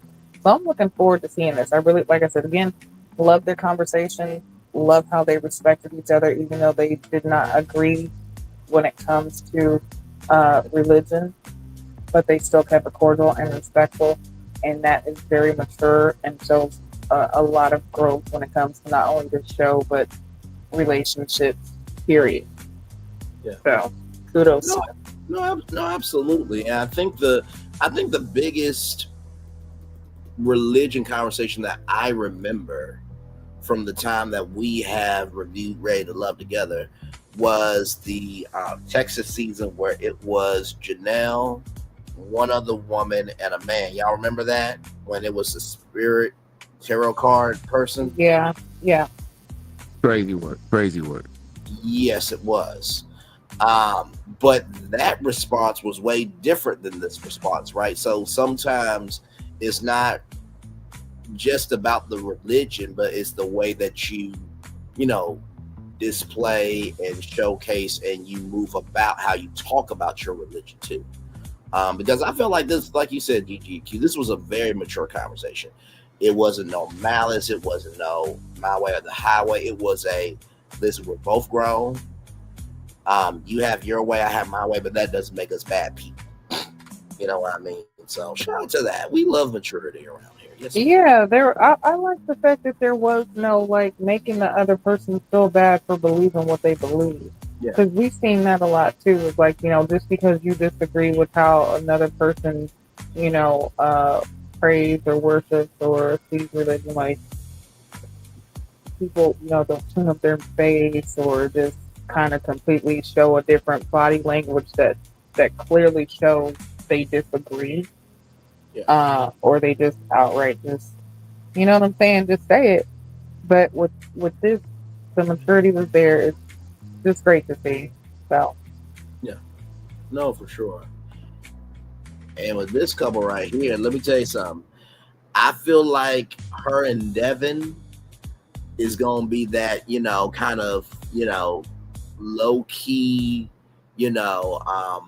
slow simmer couple. But with this date here, Dominique was smiling throughout the date. Okay, I mean, and listen, there's a lot to listen, smile. she said she might have found her man. Okay, Mhm. her and Bello might be, they might be known as Don Bello now. Mhm. Don Mello. That's their new couple name, the Mello. Child, listen, Dominique being a dominatrix on that Portobello meat. Okay, listen, I'm sorry. I'm sorry. Listen, what did you expect me to do? The corner. What did you expect me to do? No. Listen, I tried my best to restrain myself during the pancake No, you didn't. salad. Yes, I did, because it was a voice that hasn't come up yet, and you damn well know it can still come up. Hell, that was my best way to restrain myself.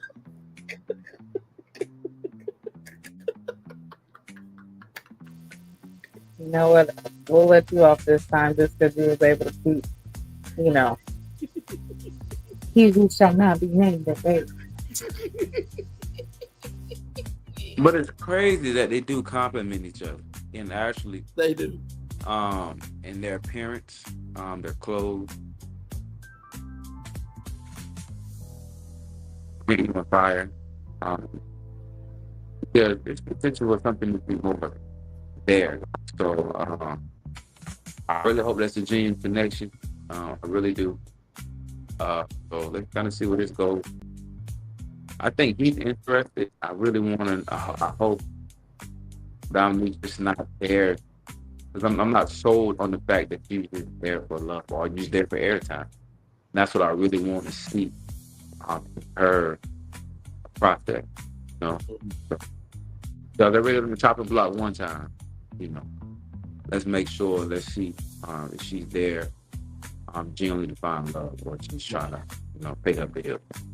Well, let me put this to you, Q, if I may, because I think it was Dominique, Emily, and then I'm trying to think of the two others. But with Dominique, I think personally, she was probably one of the more opening personalities at the mixer. And I think because maybe it wasn't the right vibes that were connected with some people, maybe that's why she was put. Because even in the mixer, I didn't really see her as a person that should have even been put up, because she didn't really give off any vibe. You know what I mean? If that makes sense. I mean, she did kind of. She wasn't a mixer with her nose kind of held high the first time, and the second one she came back very down to earth. So that's but also, like I was saying, she's been on TV previously. I think you exposed that information as well. Yeah, So she was on Basketball Wives before, correct? so I mean, she knows how, you know, TV is done. She knows how to For stay sure. relevant. You know what I mean? She knows how to stay relevant. So Yeah. um so she does have a leg up on the competition on giving production what they would like. You know what I mean? Right. Because you know, guys that she wasn't interested in at the first mixer, they became gorgeous to her and so interesting to her on the second mixer. So Right. um, let's see where this goes. No, and I fully agree with you. I appreciate your take because I do think that it's very true that we only know the version that we see, right? Um, I will say this: I rather would sit down with Dominique and talk to her than Emily because at least with Dominique, she has at least more of an open personality. You know what I mean? You could at least try to find an entry point and you can stay there with her. But I also appreciate your take too of I, hopefully I told Dominique. Big Dog, I totally agree. Her Yes, she has an amazing personality, but I'm blown that it took us to get to the second mixer and agreed. to find that out. You know what I Yeah, mean? I'm just like, wow, absolutely. open now. You know what I mean? She's a whole nother person, it seemed like. Maybe because she had a taste of elimination. You know, maybe she had that and it's kind of like, oh, nah, this for real. This Yeah, ain't, I'm just not about to be on TV, you know, just because I'm pretty, my body right. bang. I got to really let these people know, like, you know, I have more to offer. Yeah. And I fully agree with that. I think this might be the first time that, like I said before, that we've had somebody from the world of reality TV on Ready to Love. And for those of you who are Ready to Love Nation members, that you are deep in the lore, I'm sure that we will probably be corrected. Hashtag 54321. But in the meantime, between time for the seasons that we have reviewed it, we don't believe that there's been a reality star or even somebody from the world reality TV on Ready to Love. Um, but as always, Q, I appreciate your take, bro, because I feel like with you and me, we are of the same mindset of we both believe in love, but also too, you look deeper with what is the weight of love to you and how do you carry that weight. So no, I appreciate it as always, bro. You know that. And with these two here, Same here. say that again. I said, same here. Same here. I really respect your point of view. You me a lot of times I look at the situation a lot different because sometimes, you know, you on like you said, you only see life through your lens. You know what I mean? Yes. And also, production only produces what you give them, like you always say. Yeah. So, a lot of times you really got to be open minded. You know what I'm saying? To looking at the whole picture of it. You know what I'm saying? But sometimes you only see your perspective. Yeah. You know what I'm saying? Absolutely. Absolutely. And by the way, I do have to say shout out to production because this was beautiful. I don't know where this venue is, but this was a nice venue. I mean, to have the fireplace that right on point in the background, like shout out to y'all for real, for real. This conversation definitely was one of the highlights of the episode because Dominique was smiling throughout. Dominique Daddy is a pastor, which, Lord Jesus, I would have fell in as a sinner. Yes, yes, yes. Your daughter is Eve, and I am Adam, and I am eating and partaking and enjoying from her garden, and she is enjoying my garden. Yes, indeed. With that being said, Bello is a Muslim.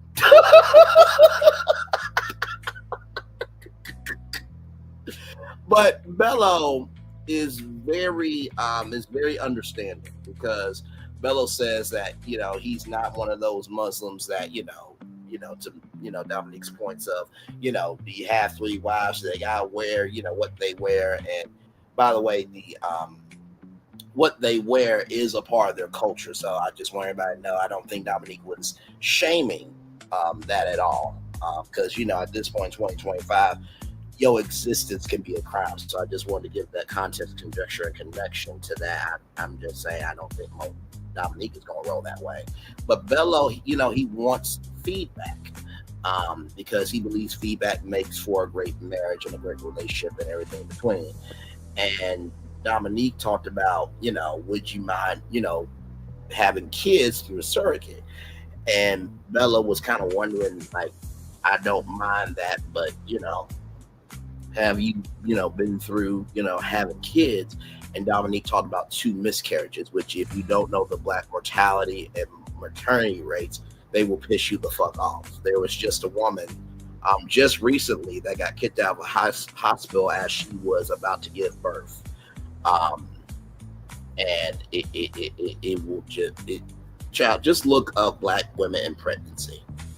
Sincerely, and everything else in between. So, Q, what did you think about that? You had your mic open, good sir. Not to cut you off, but to piggyback on what you said, we got to do a better job protecting our women, our African American. We got to do a better job protecting, because that mortality rate is crazy. And sometimes seeing certain things or hearing certain things, it can either make you want to go through or not. You know what I mean? So her expressing that about her miscarriage and stuff like that, depending on how the audience or the person that you're talking to takes it, it might make you want to try it again. You know what I'm saying?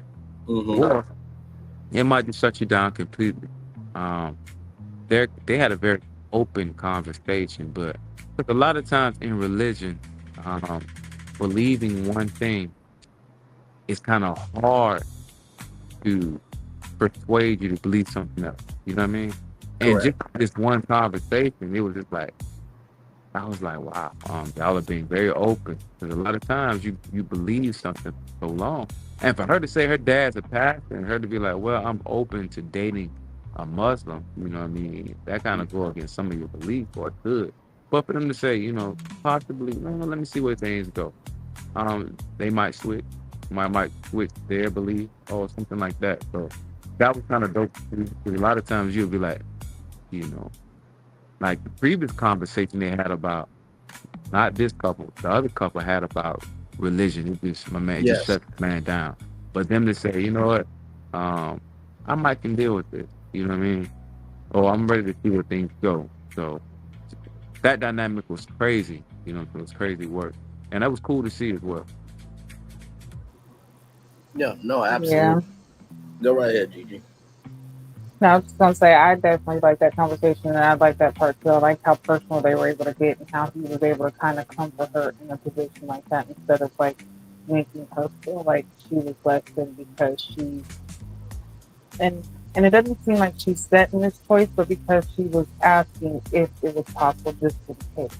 Because I feel like she's not completely against giving birth or having her own or even trying again, but the possibility of if this isn't possible, are you okay with it? And for him to be able to, take a second, think about it, and say, okay, let's go ahead and do it.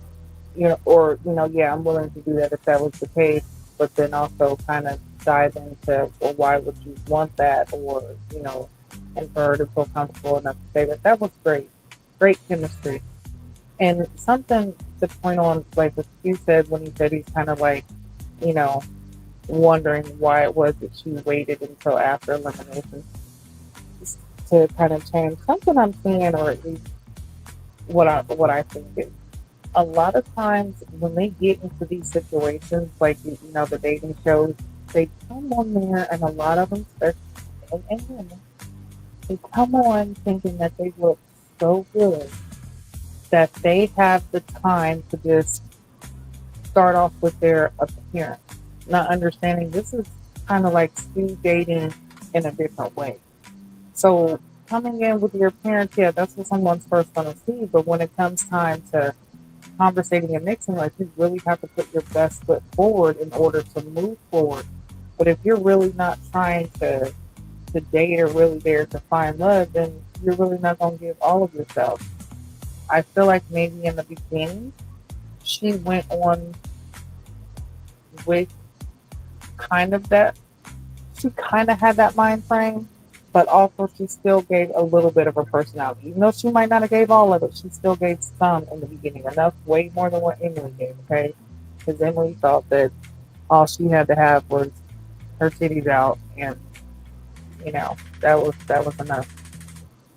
But yeah, I think a lot of times, they come in with either the thought of this is just their 15 minutes of fame, so they're really not trying to put it all in there, or they have time that they really don't have, so they're not putting out as much as they want to.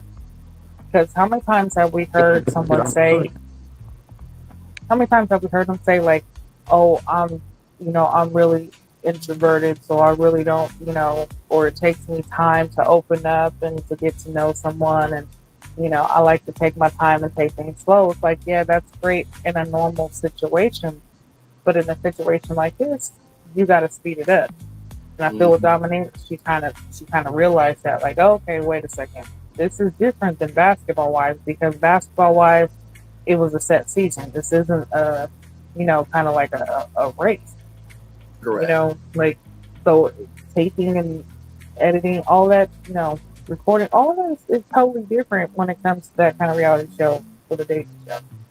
So I think once it clicked to her, like, hey, you got to go all in. This is what we're seeing now, where she's actually opening up. She's having these open conversations. She's able to, you know, speak openly about having two miscarriages. That's hard for a woman to speak about. For her to openly speak about that, speak about children, then being able to say, hey, okay, well, I'm a Christian, you're a Muslim. How would this work? What does that look like? How would you be able to blend that? Because 2025, there's a lot of um, religion blending. Yes, it is. That might not be, the word, but that's Bible. But there are a lot of people who are from different religions who are getting married, and they're keeping their religions. Nobody's trying to convert one or the other, and they're actually celebrating, you know, the way that they do. There might be certain things that change, you know, to respect each other's religion, but it's not like a full conversion like it would be before. Um, but yeah, I love these conversations that they're having this season, especially this episode. Like these conversations are so purposeful, intentional, and I feel like they are going to lead to love today. So I'm here for it. Yeah. No, absolutely. And not to mention too, um, I truly believe that while you may not be able to have things understood in time that you're in the experience, everything will come out in due time.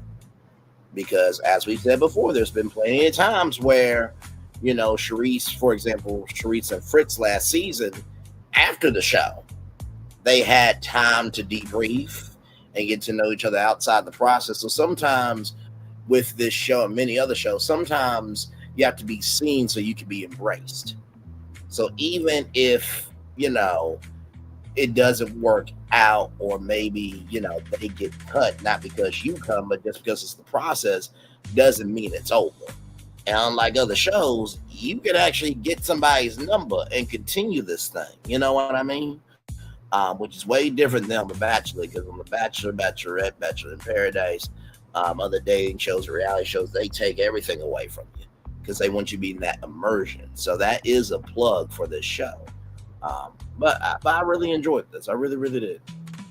Good stuff. So, with that being said, got some go-karting going on. Yes, indeedy. So we have Xavier in the back. We have Ashley. We have Carde.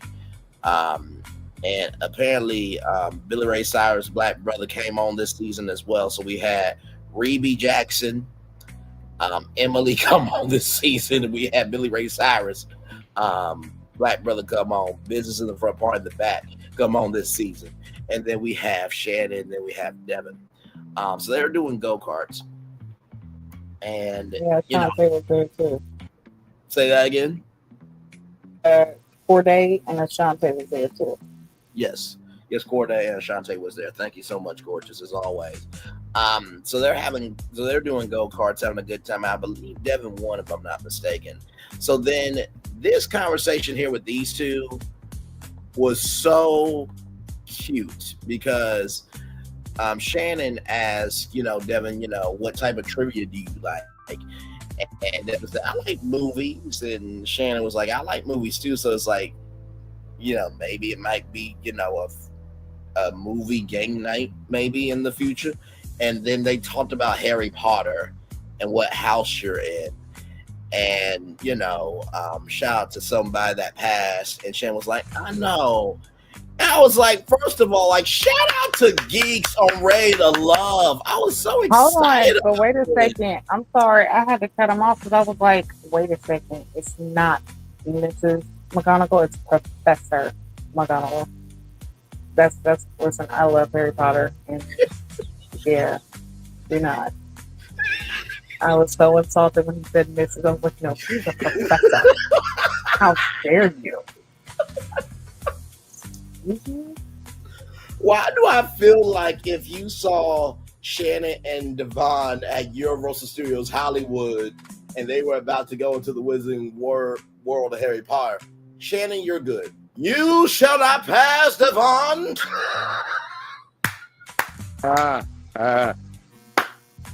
Devon.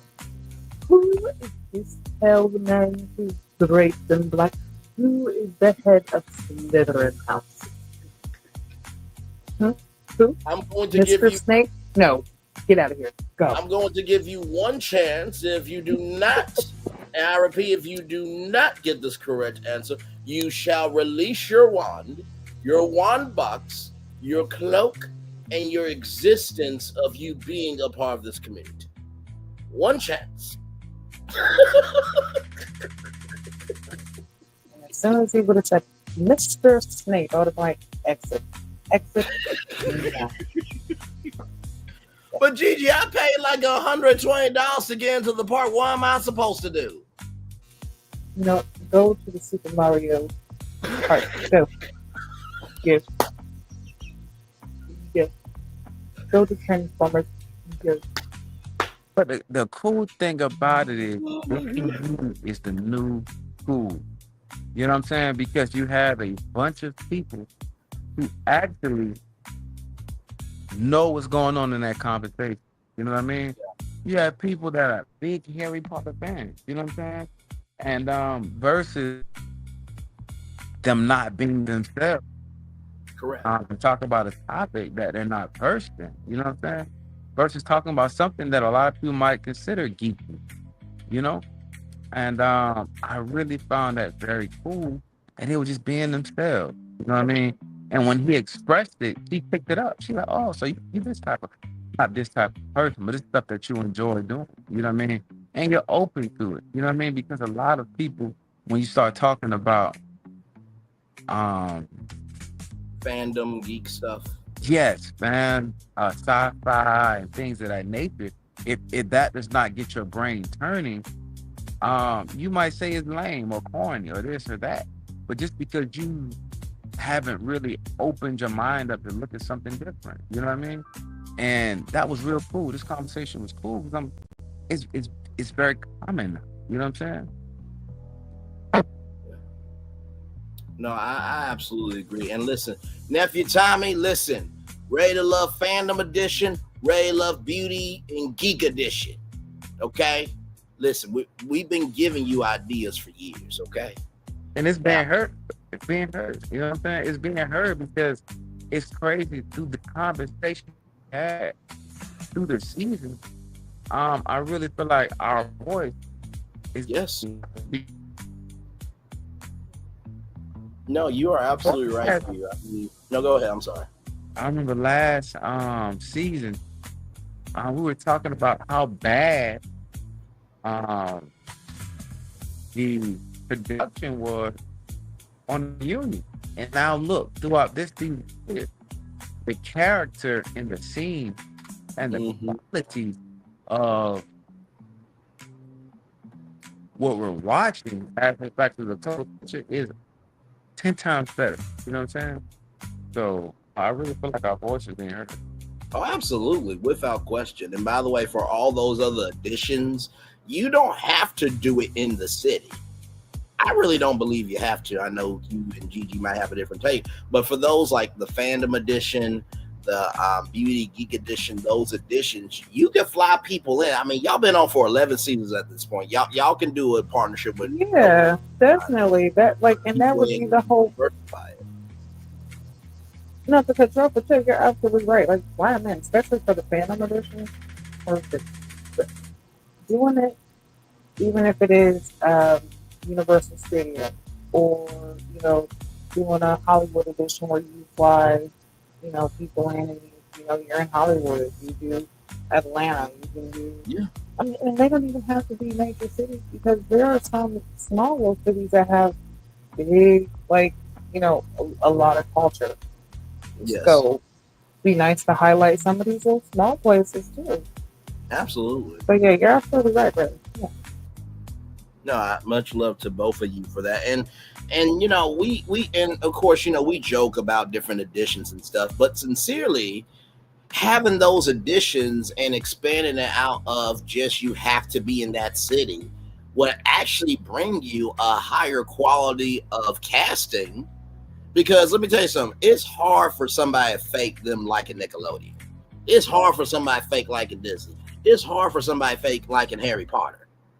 You know what I mean? It's hard for somebody to fake like in K-pop. It's hard to fake somebody like in Megan Thee Stallion, right? So being able to see different editions of ways that people really love what they love and that can create love, that would just make more seasons on OWN. We actually trying to keep OWN in business, okay?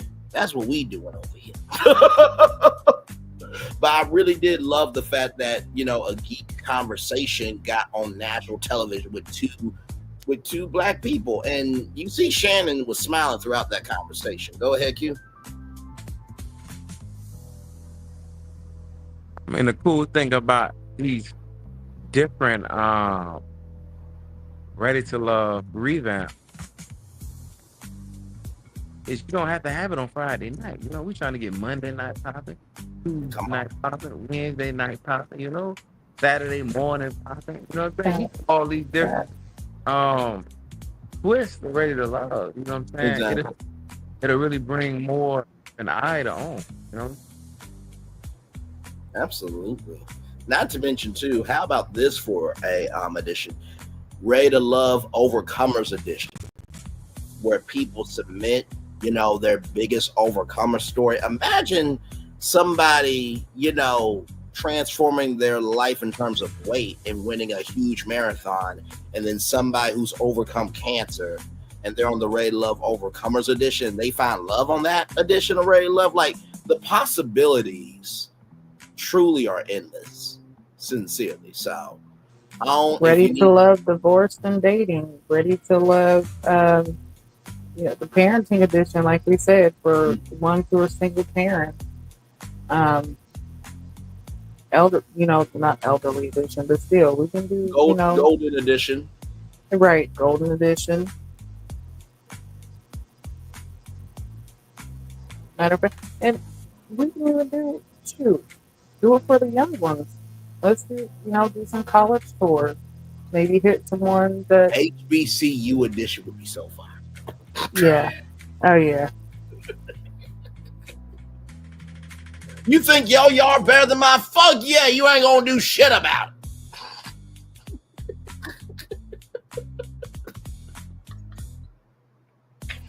But yeah, so right, like you said, you're trying to open up, every day of the week. We need prime time slots. We need, the weekend daytime slots, weekday slots. Like, we're all of them. Let's open up as many opportunities as possible. Absolutely. And not to mention too, and Gigi, you and me have talked about this behind the scenes with what TLC has done with 90 Day Fiance. If they take Ready to Love and they apply that 90 Day Fiance sauce to Ready to Love in terms of diversifying the additions and everything. Okay, all good, brother. Love you as always, man. Shout out to Little Man as well. Much love to you, good sir. Yeah, If they much take love to you. Have a great day. absolutely, if they take that 90-day fiance, no, go ahead, Q. I'm sorry. Oh, holla, fam. Till next All right, week. brother. Love you as always. See you next week, brother. If they take that 90-day fiance sauce and apply it to Ray to Love Gigi, they would have been amazing by now. Sincerely, like, and the thing with TLC is the fans don't give a fuck. That is the 90-Day Fiance network. They love it in any and every form because the foundation of the franchise ain't broken. Right, and that's what's made it capable for them to have so many spinoffs. That's why they've been running so long. Like they could keep flipping 90-Day Fiance in every which way, and people still like it just because of you already know. You know what you're gonna get. Yeah, absolutely. So, But yeah, I feel like Ready to Love is they're close to it too. They're close. Yeah, no, fully agree. Like we said on, if you want myself, GGQ, and Solana, $20 million a piece for us. That's $80 million, but we're worth it though. And the gag is we already given away most of what we would have done already for free. So all you gotta do is just hire us, apply what we said, and then execute it. That's how easy we are. Well, I'm not gonna say how easy we are, but the process would be that easy. But we come with some weight. Okay, good damn. All right. So then we have Carday and Ashley here, and they were talking about, physical activity and, how it's nice to see somebody in a different environment. And, Ashley, she loves, words of affirmation, and Carday loves physical touch. And it seemed like, there was a connection here. I think Carday, at first, it was just like, he got off on the wrong foot, but he settled into himself. You know what I mean? Yeah, he definitely. I feel like he's finding his rhythm. He's starting to get more comfortable with the process. He's starting to, like loosen up, and he's in his element right now. So I can see him going a little bit further too. And actually, she seems like she's really open. She seems like she could be a good match too.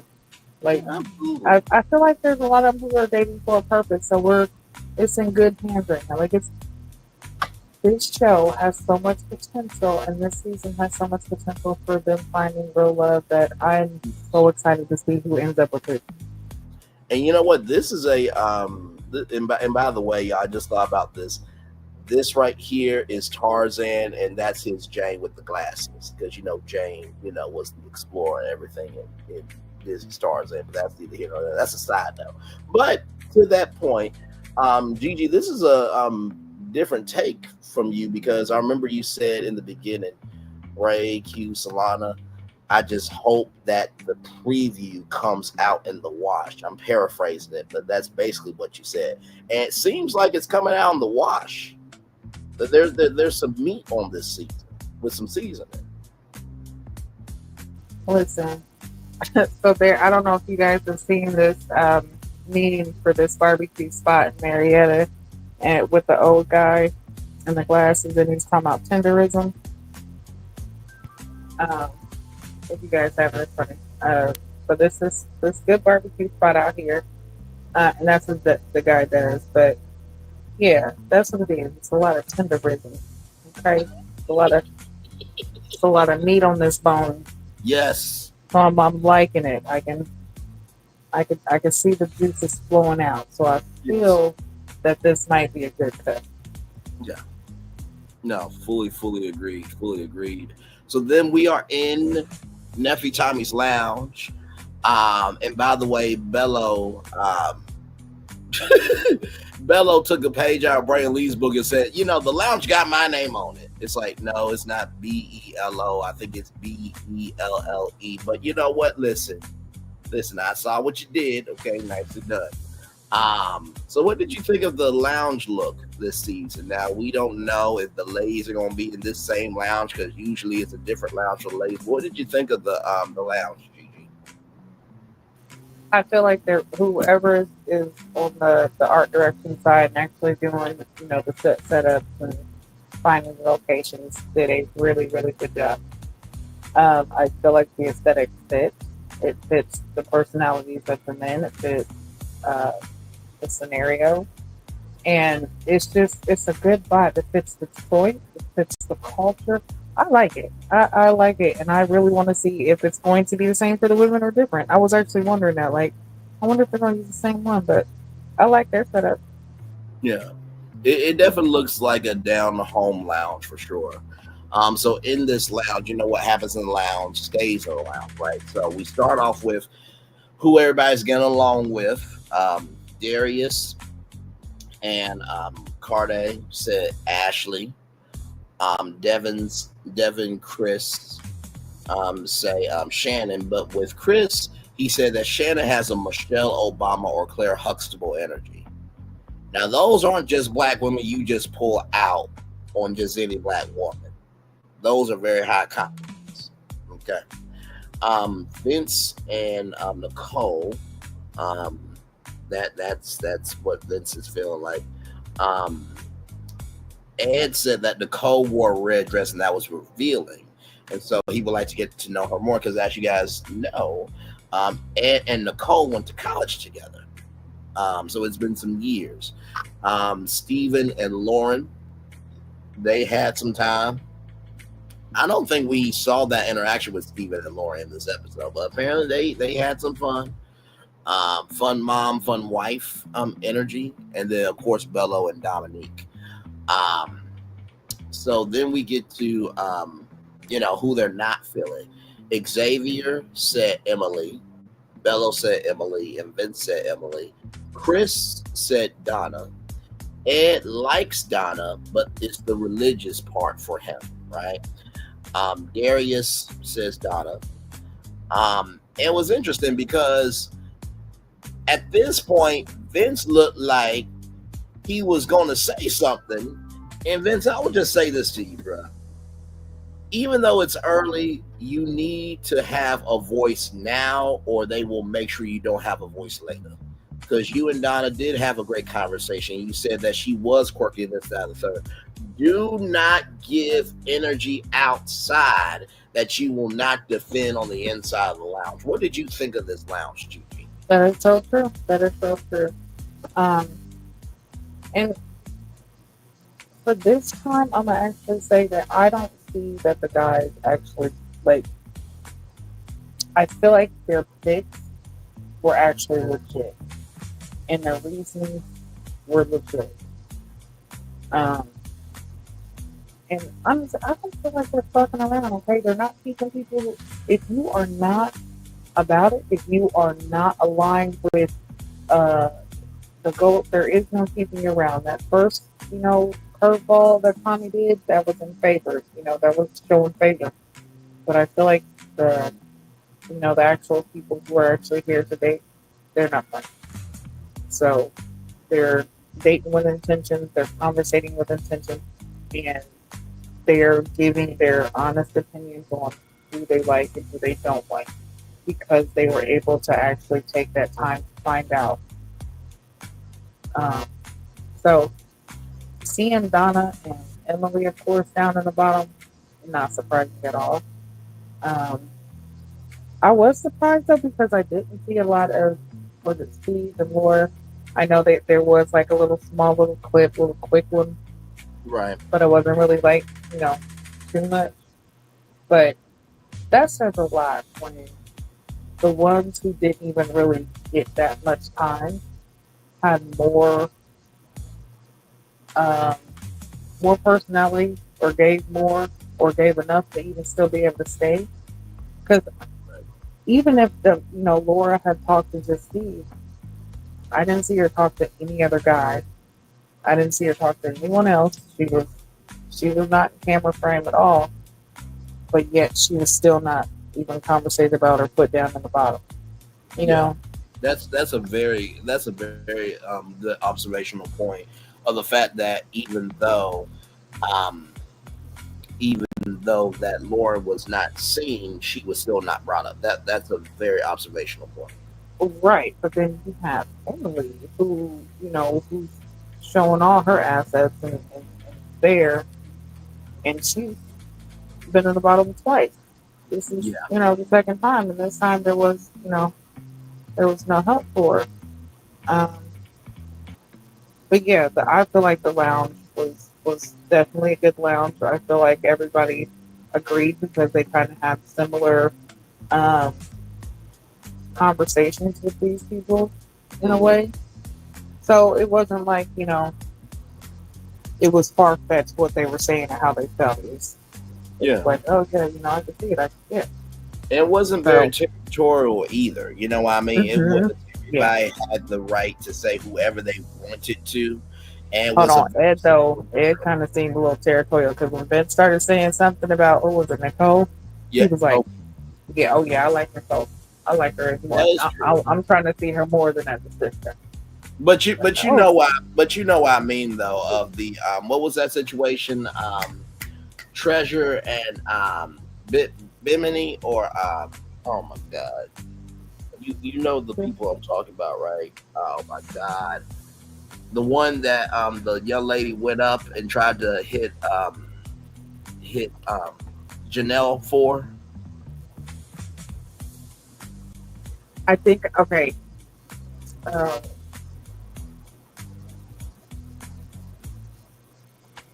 yeah. Habibi. That's what I meant to say. I was about listen. I was about to say Habibi, but I was like, wait a minute. Why did that not sound right either? But I think it was Habibi Yeah. because remember it was Treasure that got up and was. That's what I meant by being territorial. You are right. It was Mhm.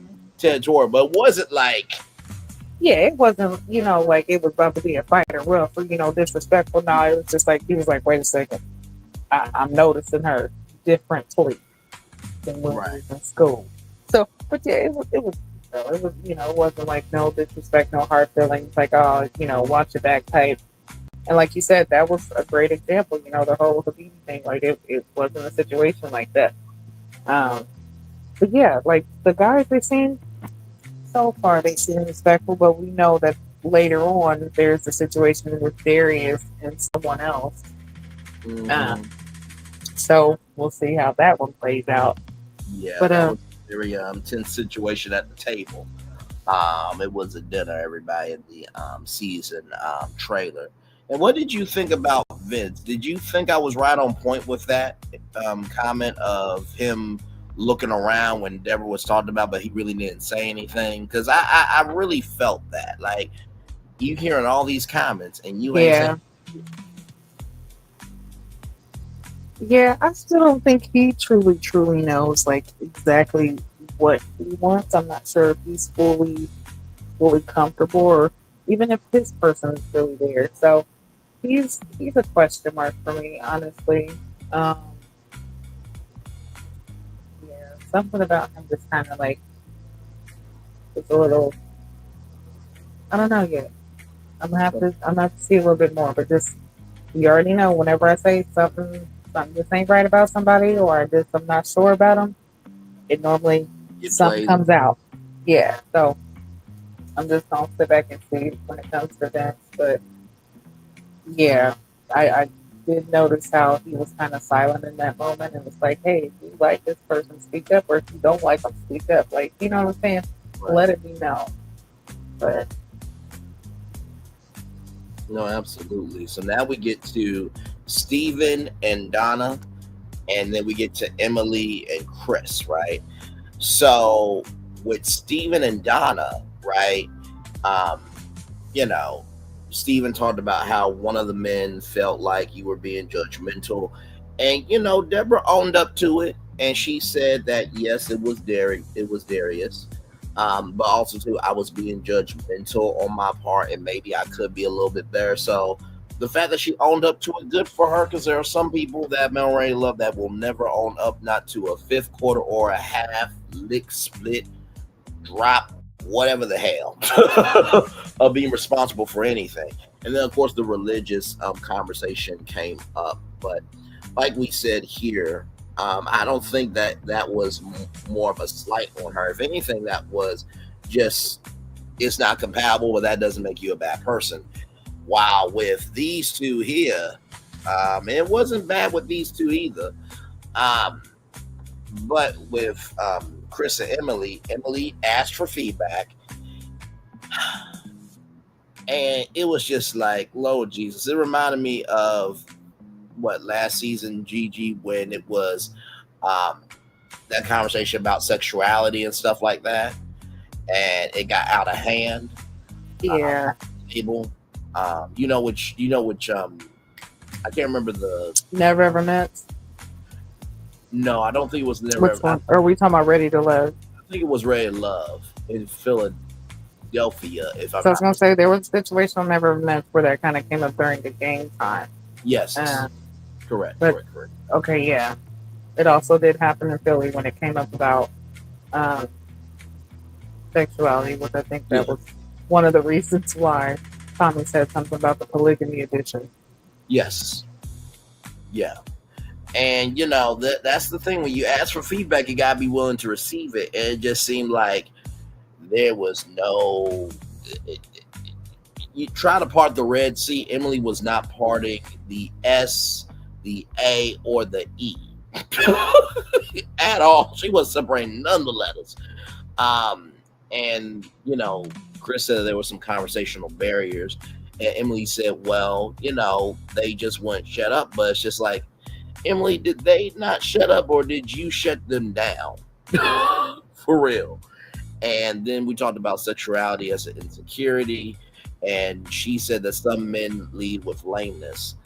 So, what did you think about this conversation here? And then if you want to talk about Stephen and Donna, because if you want to talk about Stephen and Donna, we can. But I felt like that was more of a respectful, just, hey, listen, this is what the guys are saying.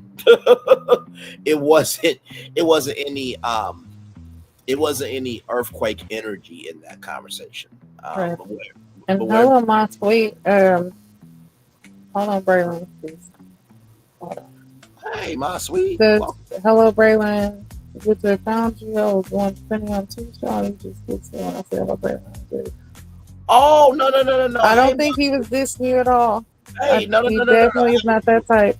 No. Hey, beautiful. First of all, welcome and glad to have you here. When I am pulling up a picture, I'm not seeing the comments right away. So just know that was not intentional, beautiful. There's a thing that we share a second screen, and so I was just on the other screen. So no. Welcome in. Glad to have you here. And my sweet, we've talked before in chats before, so I'm not going to have that energy with you and me now. No. So welcome in. And thank you for defending me on T's show. For those of you who don't know, I'm giving you the real tea. Very good content creator. He was talking about, some of the gay men that were defending Melody.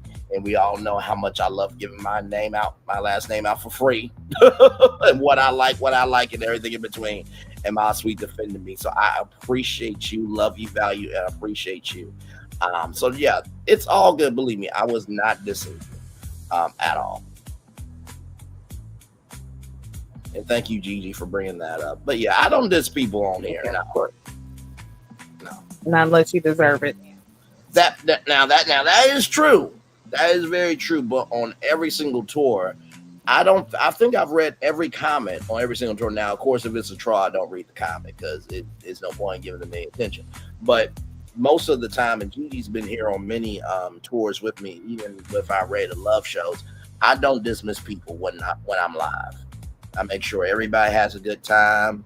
You are reflected in the conversation, but most of all, we make sure that you feel like there's a space for you here. So just know that.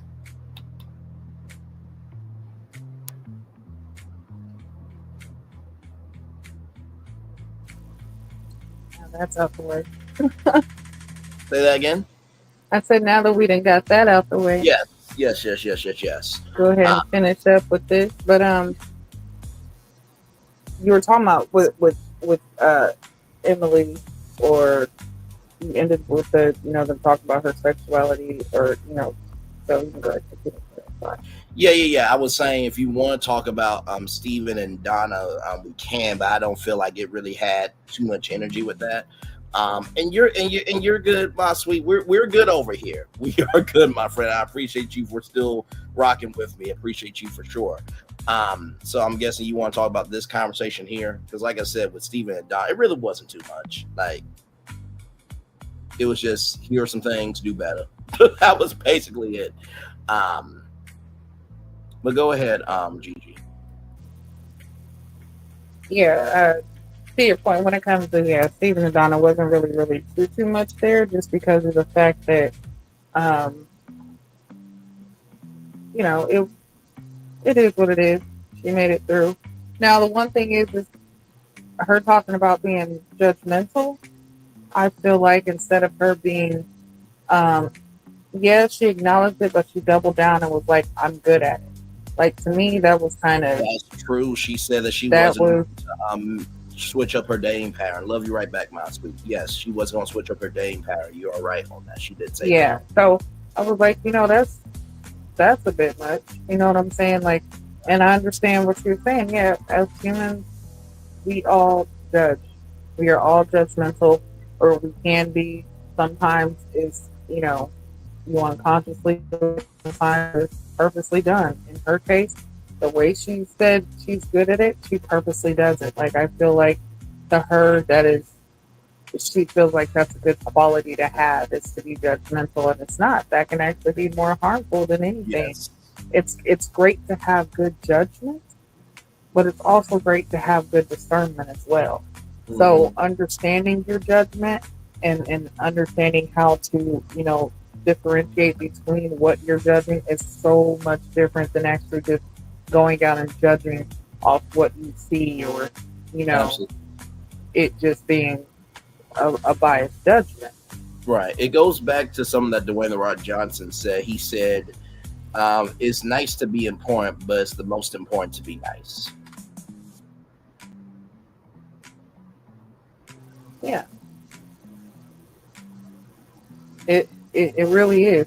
Just like, okay, so a lot of people's like, they want to be famous because they want to be rich. They want to be successful. Or they feel like, money comes with fame, but they don't understand there's a lot behind fame. There's a lot of, downfalls that come with being famous.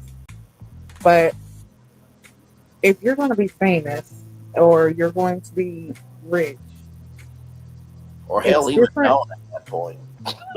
Yeah, any of that. Like, what's the point of being known if you're not doing nothing with your name? Mm-hmm. You know what I'm saying? When your name really doesn't hold anything, it's like, okay, what's the point of being known? Just like people who are rich, what's the point of being rich if you're not really doing anything with your richness? Just like there was something that I had seen not too long ago, and it was like it was during the the government shutdown that we just went through. Yes. And it was saying something like, I think it was either talking about Elon Musk or Mark Zuckerberg, one of them. But it's like these people have billions of dollars, okay?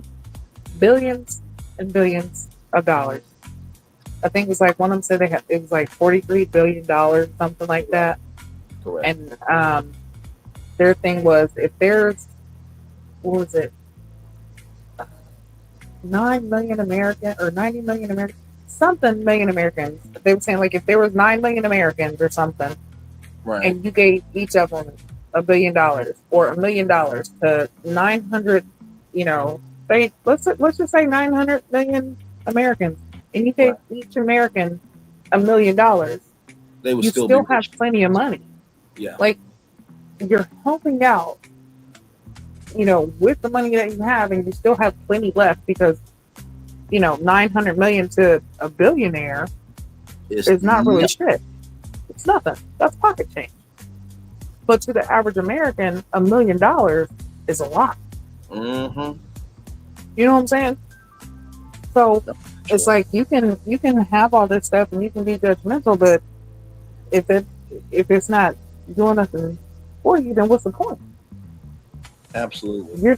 So yeah, with her, I just feel like that was the point that got me is like, okay, you're admitting to being judgmental, but then you're saying you're good at it, but you're doubling down and saying you're not going to change that. All right, well, let's see how far that's going to get you when it comes to dating. And again, not saying do not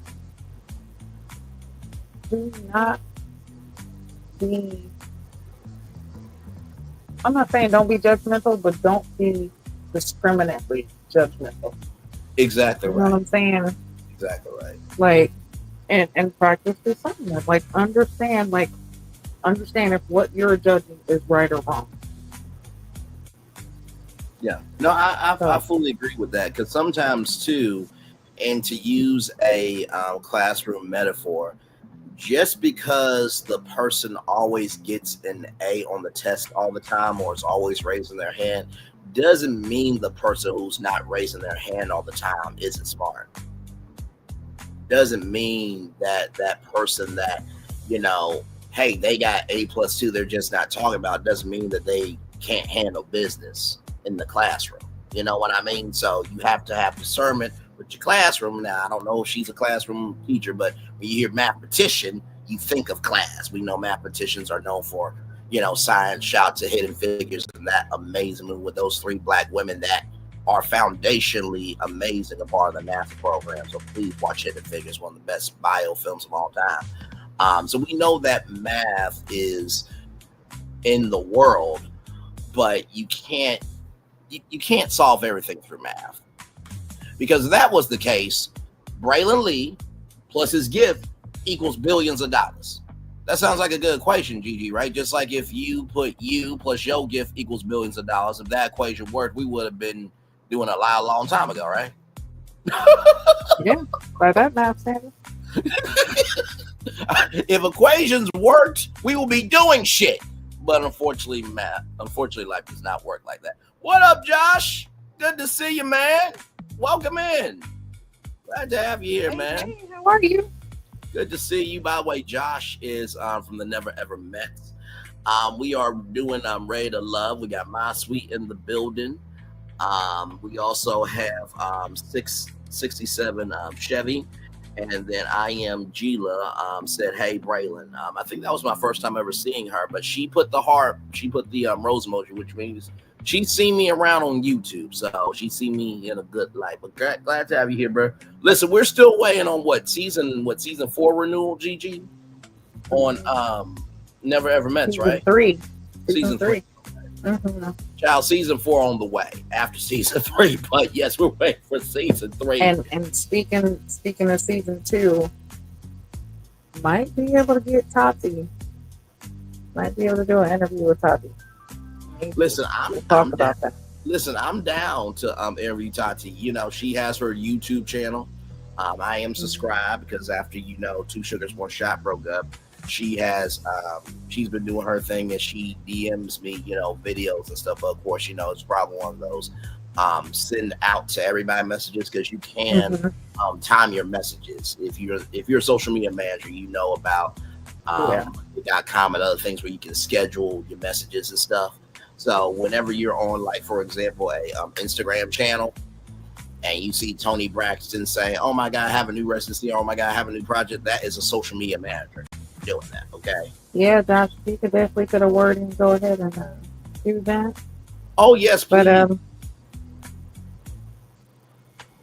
this show comes on Friday nights at 9/8 Central, I believe. It's usually 8/7 Central, but they've been coming on at 9/8 Central, right?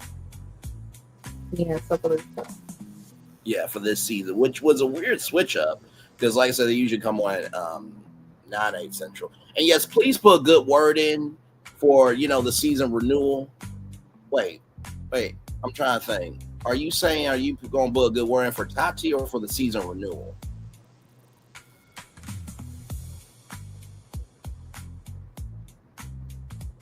yeah, because I had actually seen on her Instagram that she was in LA at a place called Leimert Park, which is a place I love to go. Whenever I go to LA, I have to go to Leimert Park. Like we just have to go there.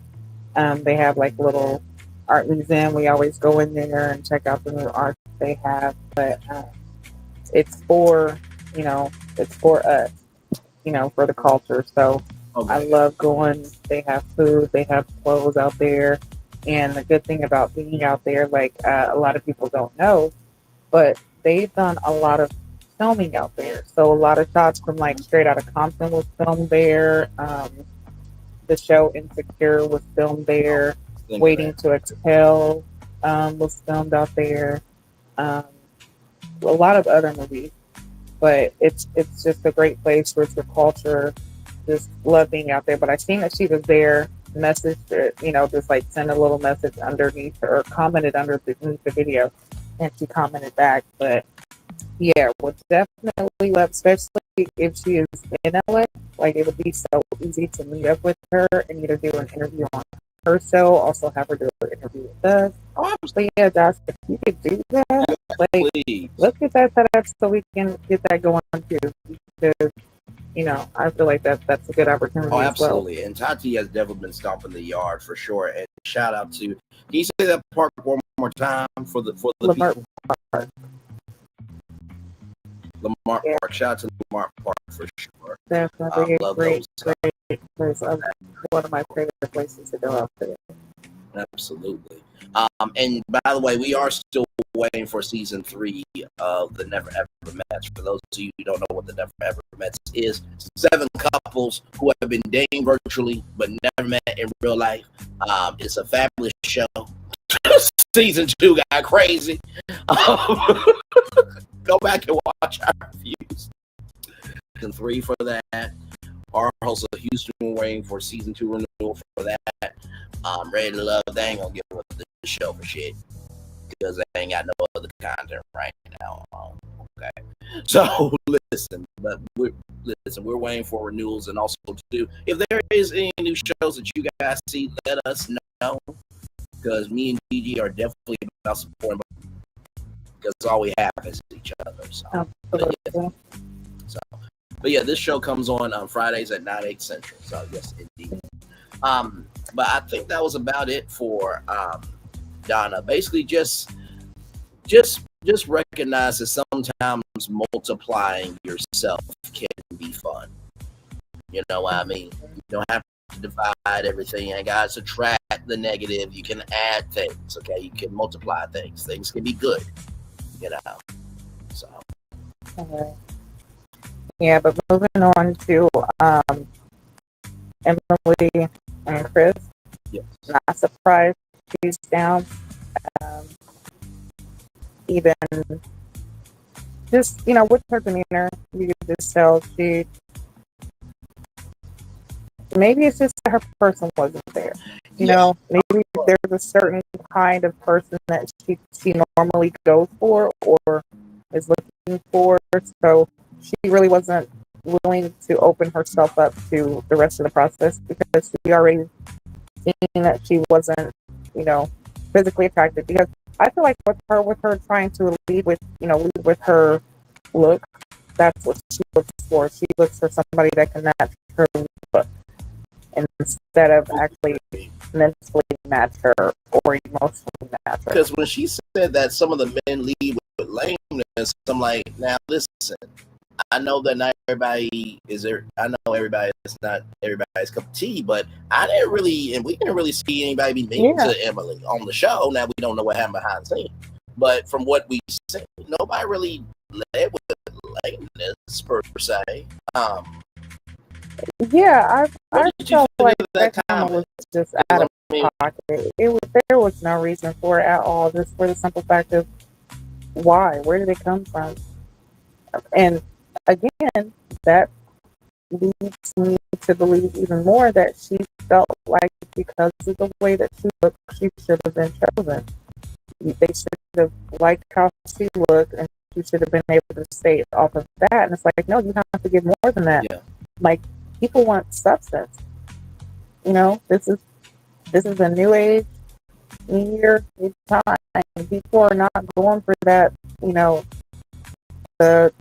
The plastic looks like that, because honestly, you can slap out and become all of these things that people are paying to become. You can become that naturally. Exactly. So it's, you know, it's not that hard to find, but finding someone with substance and personality and that matches you and somebody you can conversate with, and just like you said in the term you said, someone who you wake up with and you can't wait to return to find that type of person is very, it's rare. It's hard to find. But people are starting to look for that more and more now because dating's getting harder. People are tired of being single. You know, sex is not what it used to be. So many STDs. You know, it's not even worth it anymore. Yeah. But, you know, again, like I said, I don't feel like maybe her person was here who she felt like is the type of person she normally would match with was there. So she's not really looking to give all. Yeah, no, absolutely. And hey, TY Nicole, welcome in. Glad to have you here. Thank you so much for being here. Welcome in. And child, let's get to this preview because this preview it's got a little something to it. So for the preview, we have The Women Are in Control. It looked like it was a different lounge, I believe. Then we had Nicole and Devin. Then we had Ed and Shannon, Bello and Dominique, and then Bello and Christina. I feel like Christina is more of a professional career star because when she said what she said about, listen, I'm about, you know, in my relationships that, you know, listen, it's an equal exchange and men gonna give me money, they gonna step out. And I'm just like, what the hell? And that's so crazy because she starts off with like, oh, I see the attention that he was given to Dominique, and I see their relationship. So, you know, I need to see what's going on. And then you hit with that. It's like, girl, do you really think he's gonna stay? Like, what do you? No. You know, yeah. Either, you know, you gotta give me money or bow out. Your choice. Okay, I'm pretty sure he's going to bow out. Yeah. And you know what this is giving me, Gigi? This is giving me, because you remember in the season premiere, right? When she said, like, if I go to a concert, it's gotta be VIP, and I don't know how to go to a concert and not be an artist. And it's just like, right, yeah, just too much. What? Just doing way too much.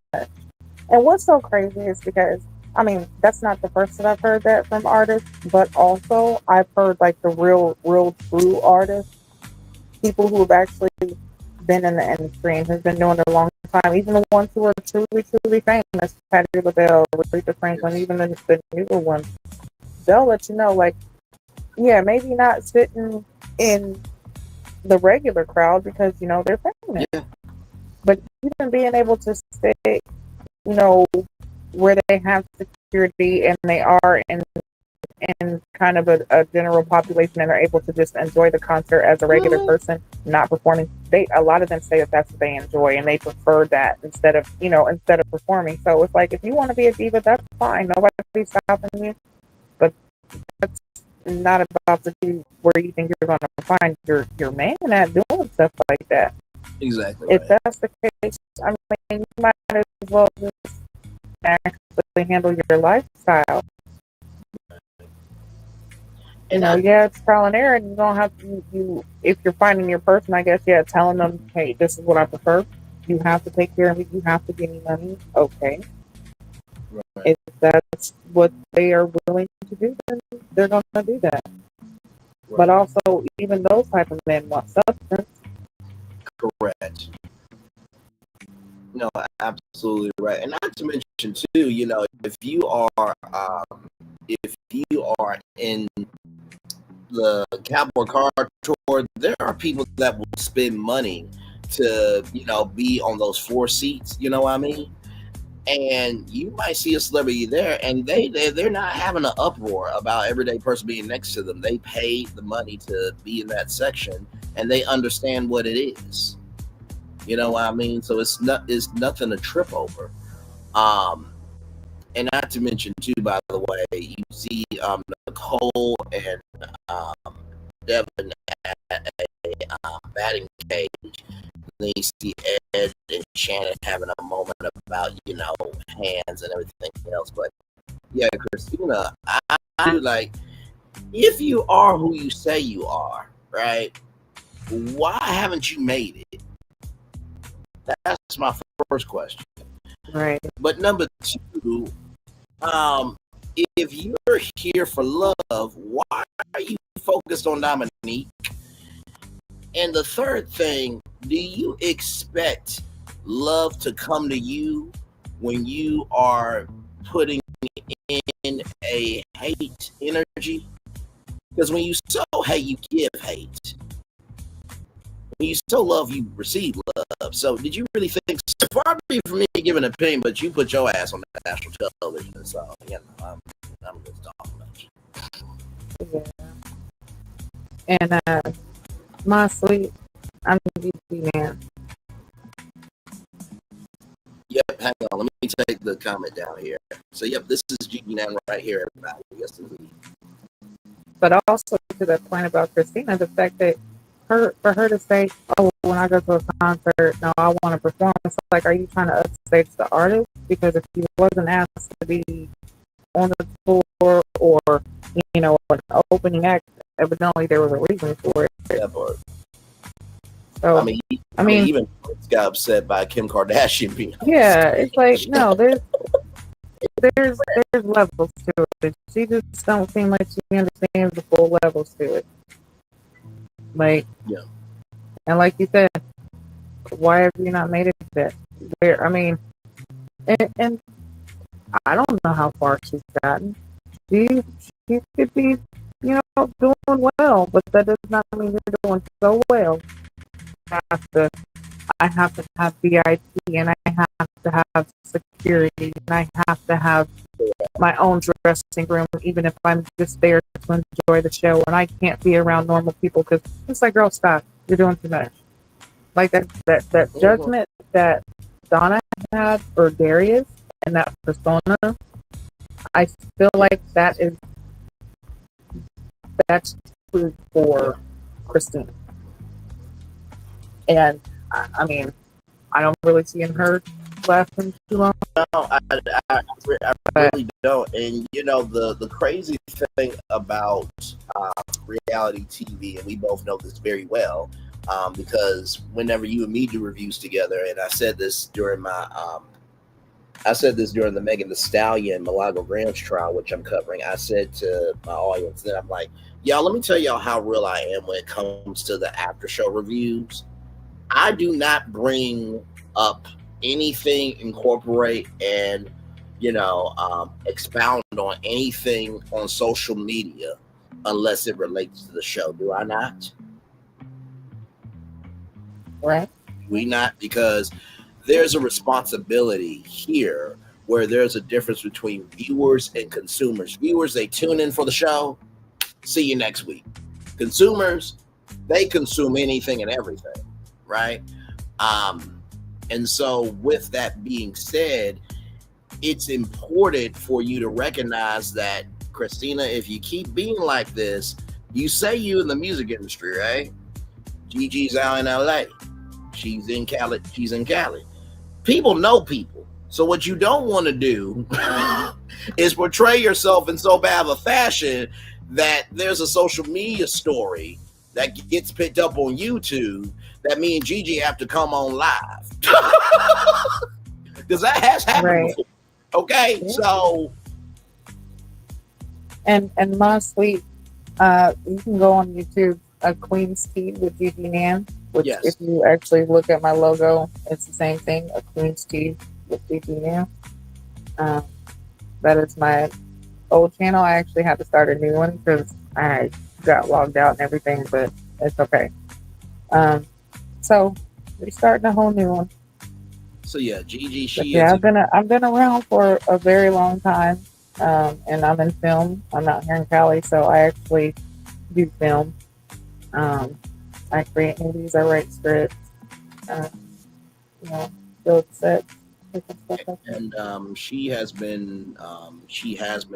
such a great friend to me. She actually was the one that brought me into the world of Ready to Love because it was her, Solana, and Q, and Gigi. You know, me and Gigi met through a show that, well, child, Ready to Love is a bigger show than that show, but that's neither here nor there.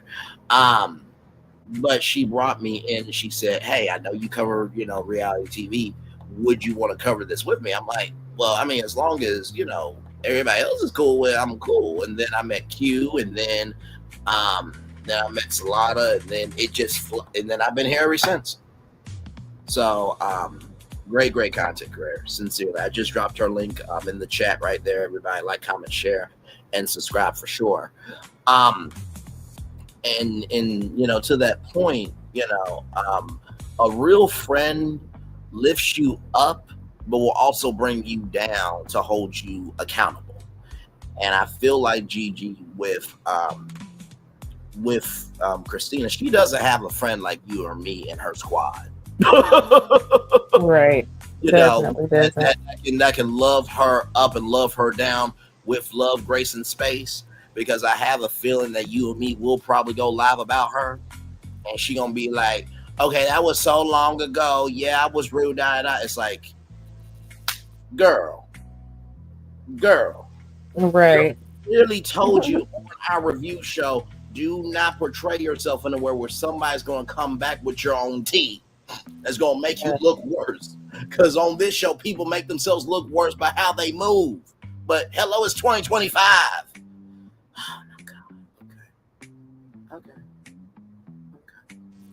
Yeah, she's the famous one, but we don't know it. You're just a black man, black woman. But she the famous. Yeah, she on national TV finally. Yeah, I'm surprised they didn't throw down the red carpet every time she walked into a room. I was waiting for the Coming to America rose petals. Listen, can you imagine if there is a karaoke date on this season? Oh, wow. Yeah, I want to. Yeah, because nephew that Tommy would be a good date. Like exactly like how nephew Tommy did the skate jam. All right, everybody, now everybody gonna sing, and the best singer, the best male singer, the best female singer gonna win a prize. If she gets on that stage and she sings like Ashley Darby, she better not say a word on social media. She better let the episode air. Let's talk about it and roll on.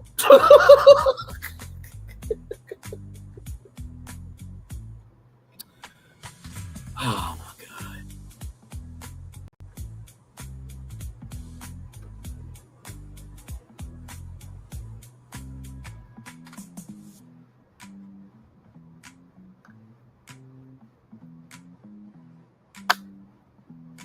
GG, you good, my friend?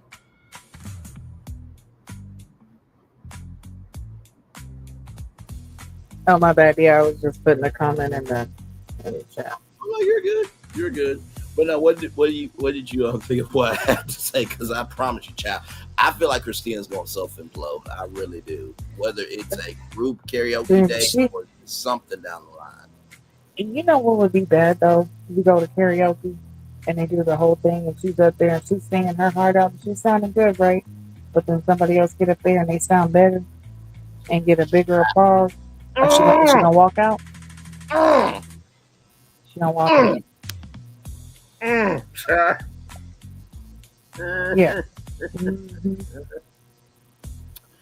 I can see that happening because she got this upset over money and wanting money, honey.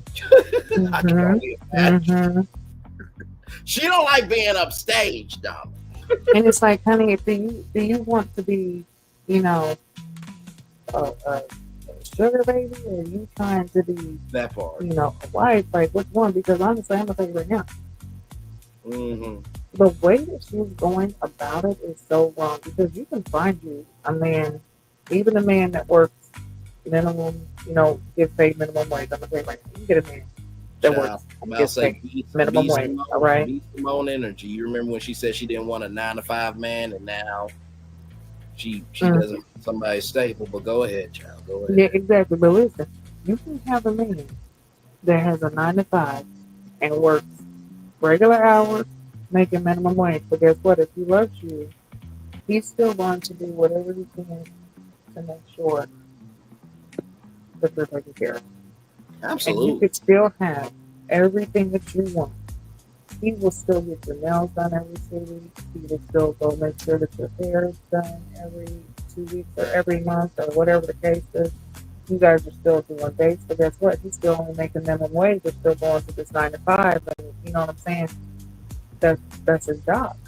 Mm-hmm. But the way she's putting it is, oh no, you gotta have this much money. You gotta make sure you're getting money. It's like, girl, do you want the money or the man? Mm-hmm.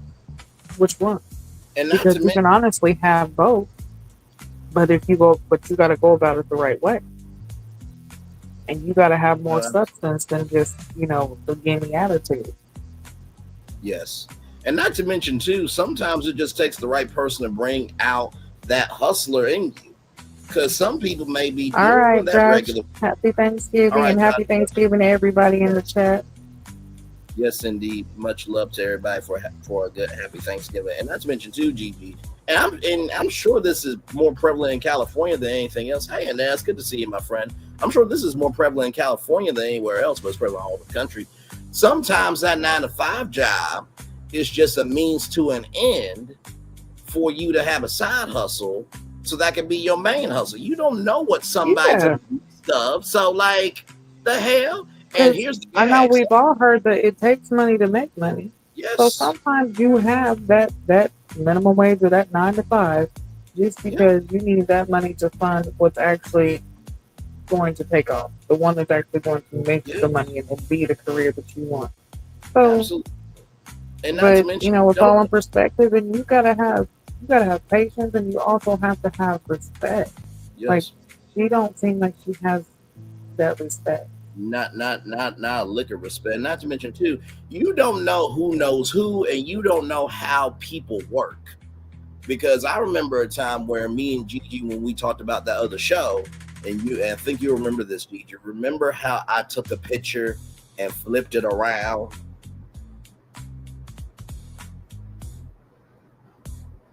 To be able to find out where they were doing the reunion. Oh yeah. See, you don't know who knows who. You don't know who has resources, and not to mention, too, that 9 to 5 brother or that 9 to 5 sister might have a connect that you've been looking for, but because you judging them, they're like, okay, you got it. Like if Gigi had Christina's mindset, she would have never met me. And not that Gigi does, everybody. I'm just saying. Lord, listen, if I had that mindset, I would not be where I'm at right now. I mean, and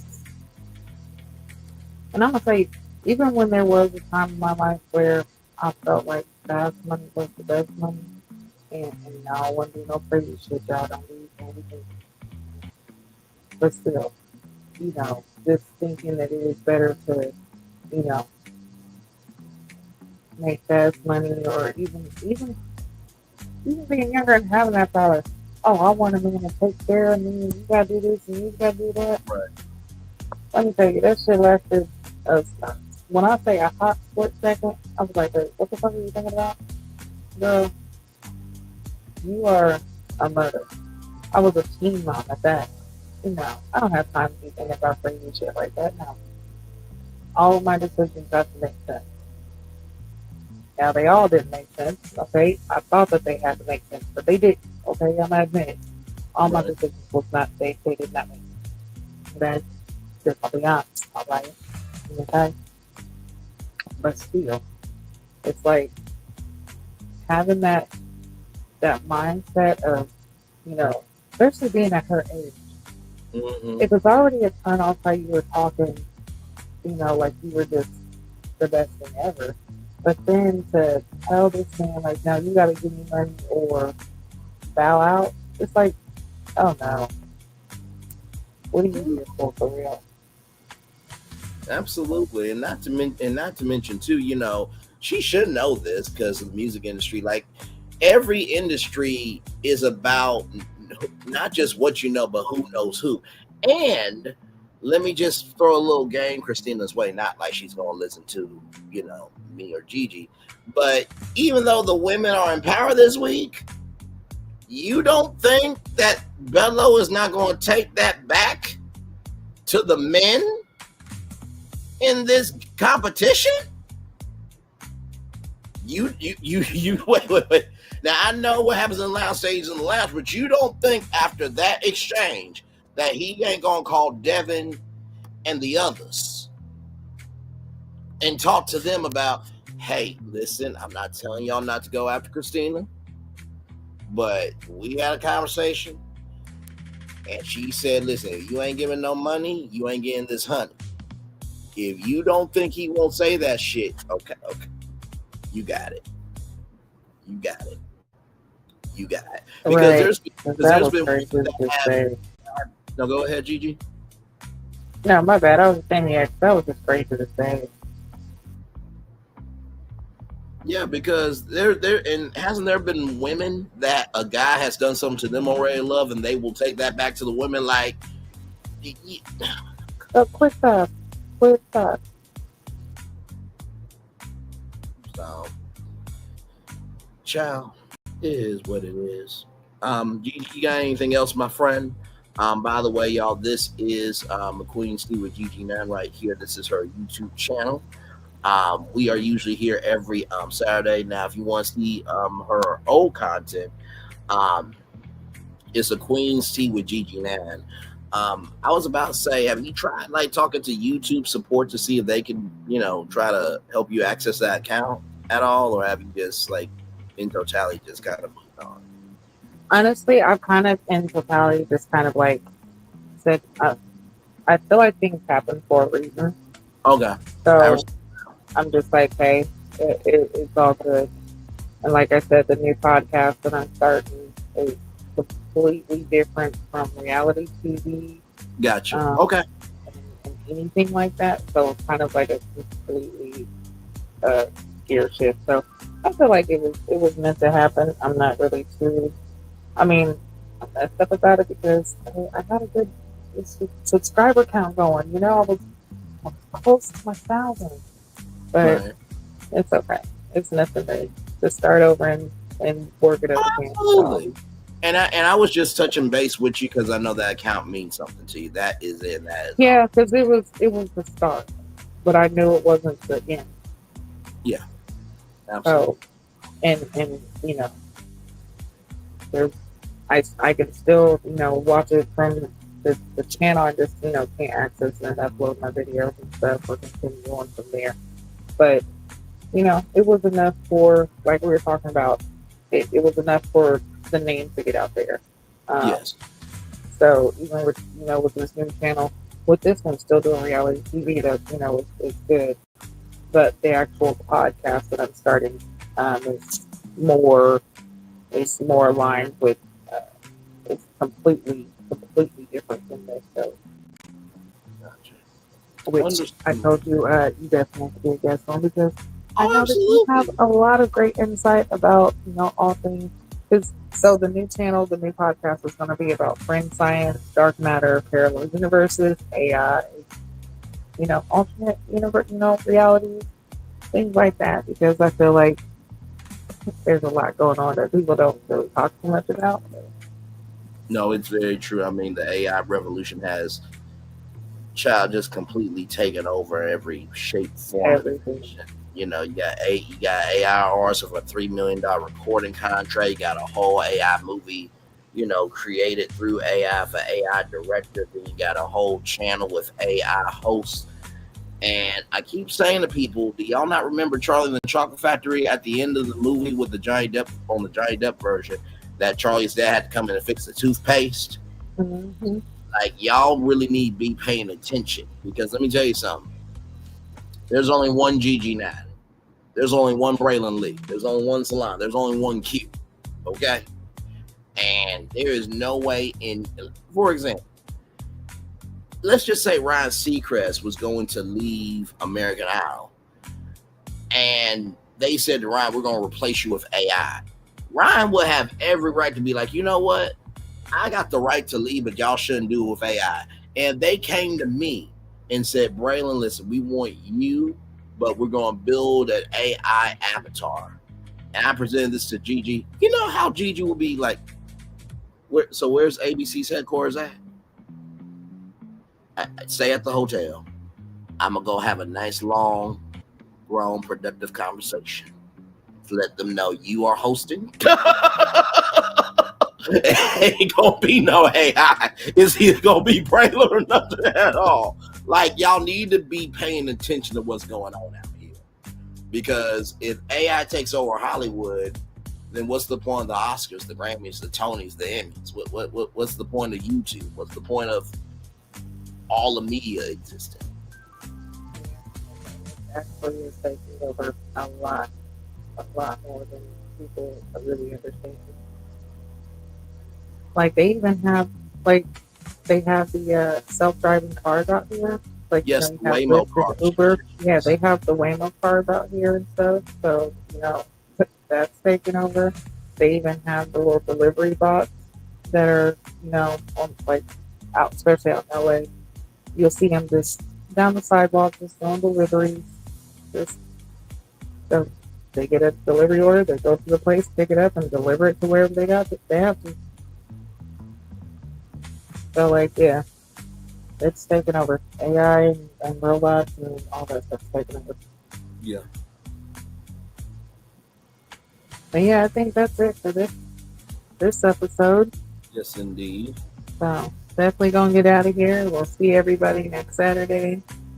Yes, indeed. It's good to be here, and yeah, happy Thanksgiving to everybody. Hope everybody eats a lot and enjoys your family and friends, and just be thankful for everything that you have and all the places that you wouldn't want to be, you're not. So be thankful. Amen to that. Amen. Love you, my friend. We'll talk soon. All right. Later, buddy. Absolutely. Love you right back, my friend. What's up? Yes, indeed. Y'all, that's our show. Thank you to Inez Mar for being here, Josh for being here, My Sweet for being here. Thank you so much. Also, Linnell Stiller, thank you so much for being here. Lorena Martinez, thank you so much for being here. 67 Chevy, thank you so much for being here. And I am Gila, thank you so much for being here as well. Let me get y'all the Daily Motivator, and then we will head on out of here. Another great review. Another great review. Yes, good night, my sweet. I hope you enjoyed the show. I'm glad we were able to get that worked out because, you know, for those of you who don't know, I put a lot of hard work into our channel. So I never want anybody to feel like they're not respected around here. So if you have seen me on YouTube, on panels and chats, even on my own channel, even people who may not agree with me, or they may have agreements with me, even though they cannot tell you why they have agreements with me, because I really drink my water, mind my black-owned business, and go on tour. And I really do try to support people who deserve it, but I also do wish everybody well. Everybody knows when you come over here, you are protected, you are respected, and you always have a good time. We make sure everybody feels seen, heard, and embraced. I don't think there's not even one person that can even tell you that I've had a bad show or they've had a bad time over here. So much love to you, my sweet. I'm glad we were able to get that worked out. So let's get the Daily Motivator up here, and then we'll head on out. All right, here we go. Appreciation can make a day, even change your life. Your willingness to put it into words is all that is necessary. Mark Cousins, very, very well said there. It's time for a Daily Motivator for Saturday, November 22nd, 2025. Clean out the clutter. Clean out the clutter in your life. Make room for excellence, achievement, and fulfillment. Let go of what holds you back, what muddles your thinking, what wastes your time. Step away from what traps you in dependency. Free up large swaths of time, space, resources, mental bandwidth, and spiritual energy. Discover how much of it all you can put to much better use. going in on 1,000 different meaningless directions seriously dilutes your power. Decide instead to focus that power in purposeful and fulfilling ways. Replace clutter and distraction with clarity and commitment. Experience the persistent boost in your energy, your enthusiasm, and your effectiveness. There's ample room in your existence for a whole lot more goodness. Clean out the clutter, replace it with substance, and give your moments more meaning, more fulfillment than ever before. Well, let's talk about it. With Ready to Love, it's always interesting how watching Ready to Love will help you clean out the clutter mentally of what you believe for dating. And I think that's the reason why some of us are still so stuffed up or stuffy when it comes to dating, is because we believe what we want. And that's got to be it. And as Gigi said earlier in this live, just because you want what you want doesn't mean you can avoid what you need. So the first thing about cleaning out the clutter, recognize mental clutter needs to be cleaned out first. Mental clutter needs to be cleaned out first. Mental clutter needs to be cleaned out first. That's the first thing I will tell you. Second thing I will tell you all is replace clutter and distraction with clarity and commitment. The only way you will gain clarity about anything you're going through is based on what you're committing yourself to. If you're committing yourself to being a good mom or a good dad, then the clarity you'll get is, oh, you know what? I don't need to be out here late at night. If you are committed to being a college student, then maybe you need to recognize that, hey, you know what? Maybe once a week I need to go walking so I can have an outlet, so I won't get stressed in my classes. So what you commit to will determine your clarity. What you will commit to will determine clarity. What you will commit to will determine your clarity.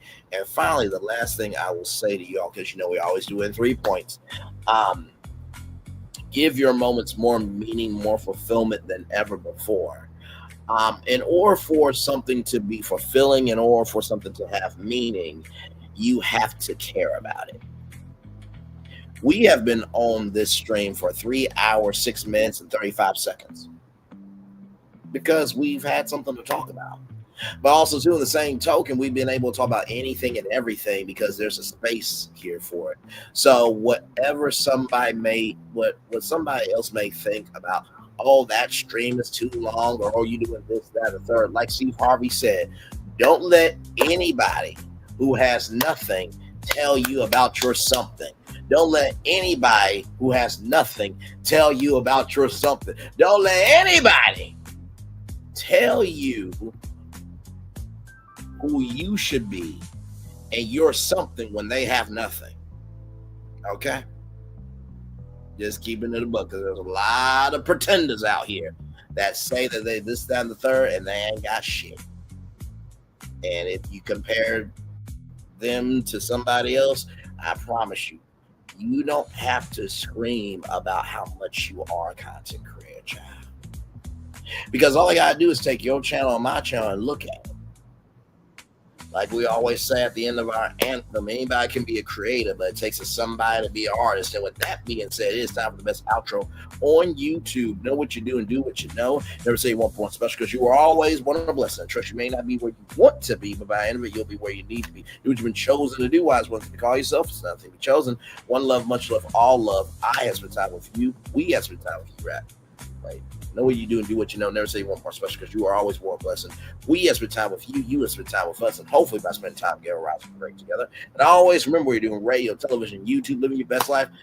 Or child, you're just not being an Emily or a Christina. Make sure the replay is not just right for you to watch it, not just right for you to listen to it, but for you want to experience it again. We love you. We value. We embrace you all. Always remember, our see love, God give it. Our see love, God give it. Our see love, God give it. Or our obstacles you have overcome, or our successes you have achieved upon this particular day. We are extremely proud of you. But no one else is proud of you. Be proud of your damn self.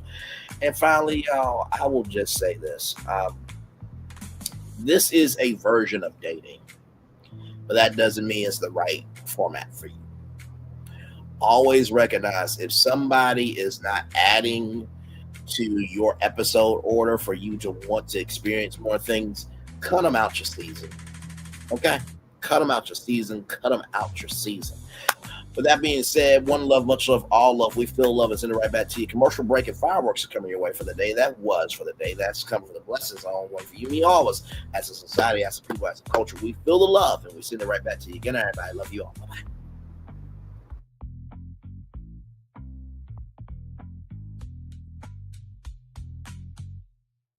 I thought I should tell you they've been talking about you.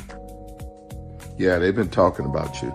They've been talking about the fact that they've done everything they could to stop you and everything they could to block you, but you still win. They've been talking about the fact that they have undermined your success and they have tried to sabotage your seasons, but you keep winning. They've been talking about the fact that even though they don't like each other, they get together to try to kill you, but you keep winning. They've been talking about the fact that you were voted least likely to succeed, but like cream, you keep rising to the top. They've been talking about how they tried to burn your world down, but like the phoenix, you rose from the ashes. They've been talking about you. And you know what they say? Oh, she's just lucky. He's just lucky. But no, you ain't lucky. You're anointed. You got something on you. You got favor on you. You got power on you. You were born to win. Now they can call it luck, but it's grace. They can call it luck, but it's favor. But whatever they call it, it doesn't matter, because you know what God calls you? Do you know what God calls you? A winner. I thought I should tell you they've been talking about you. Yeah, they've been talking about you. They've been talking about the fact that they've done everything they could to stop you and everything they could to block you, but you still win. They've been talking about the fact that they have undermined your success and they have tried to sabotage your seasons, but you keep winning.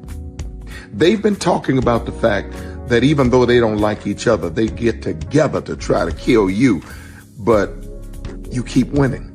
They've been talking about the fact that you were voted least likely to succeed, but like cream, you keep rising to the top.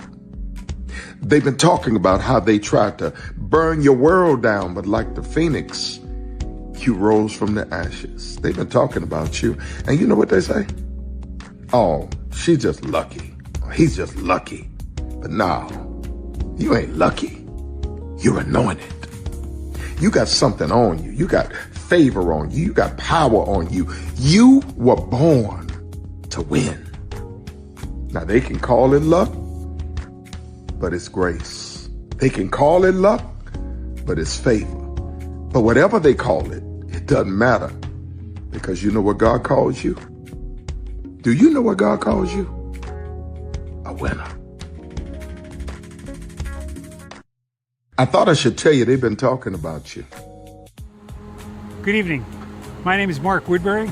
I'm the chairman and CEO of Universal Destinations and Experiences. Well, we're finally here. Tomorrow we begin a new chapter at Universal Orlando Resort as we open Epic Universe.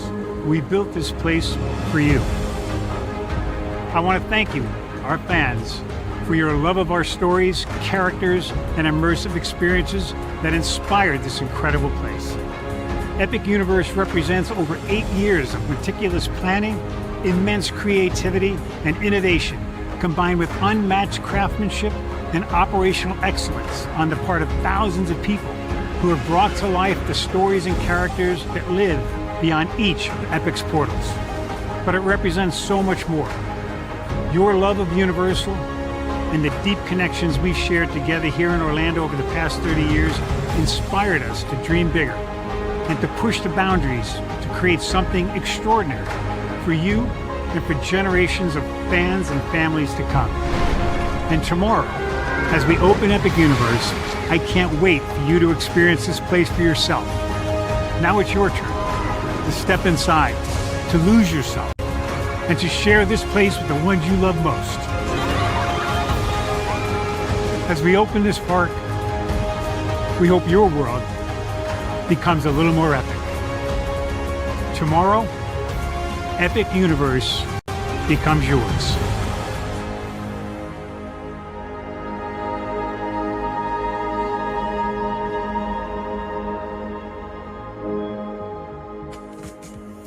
Are video games getting too expensive? This episode, we want to find some common ground because the CEOs want to raise the price even more. Not with these broken ass games. $5 million.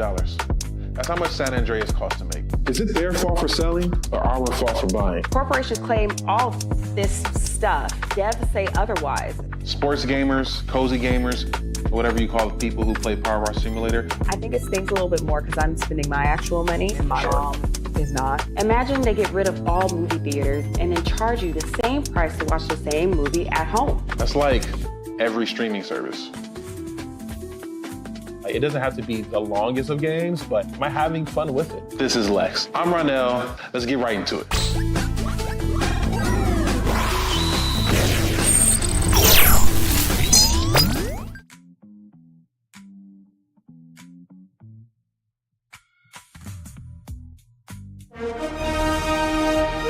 Prepare for a journey beyond imagination, beyond belief, beyond anything you've experienced before. Universal Epic Universe, a new theme park where you'll step through extraordinary portals to 5 immersive worlds. Prepare for a cosmic voyage of discovery, an isle of fire-breathing excitement, a shadowy world of monsters and mystery, new wonders in the wizarding world, and a new way to play. Plus the splendor of a magnificent resort hotel overlooking the park. It's all new excitement at Universal Orlando Resort. A week's worth of vacation thrills with 4 amazing theme parks, a variety of spectacular themed hotels, and incredible dining and entertainment. It's all at Universal Orlando Resort, where you'll find new adventures every day. Explore the astonishing worlds of Universal Epic Universe at Universal Orlando Resort. Because here's the thing, a good streamer can find other content. Because here's the thing, a good streamer can find other content. Because here's the thing, a good streamer can find other content. Child Relevant over there doing his thing, minding his GD business, staying out of trouble, trying to get the folks some positive stuff to talk about. Besides lying all the damn time. Child Relevant over there doing his thing, minding his GD business, staying out of trouble, trying to get the folks some positive stuff to talk about. Besides lying all the damn time. Child Relevant over there doing his thing, minding his GD business, staying out of trouble, trying to get the folks some positive stuff to talk about. Besides lying all the damn time. Child Relevant over there doing his thing, minding his GD business, staying out of trouble, trying to get the folks some positive stuff to talk about. Besides lying all the damn time.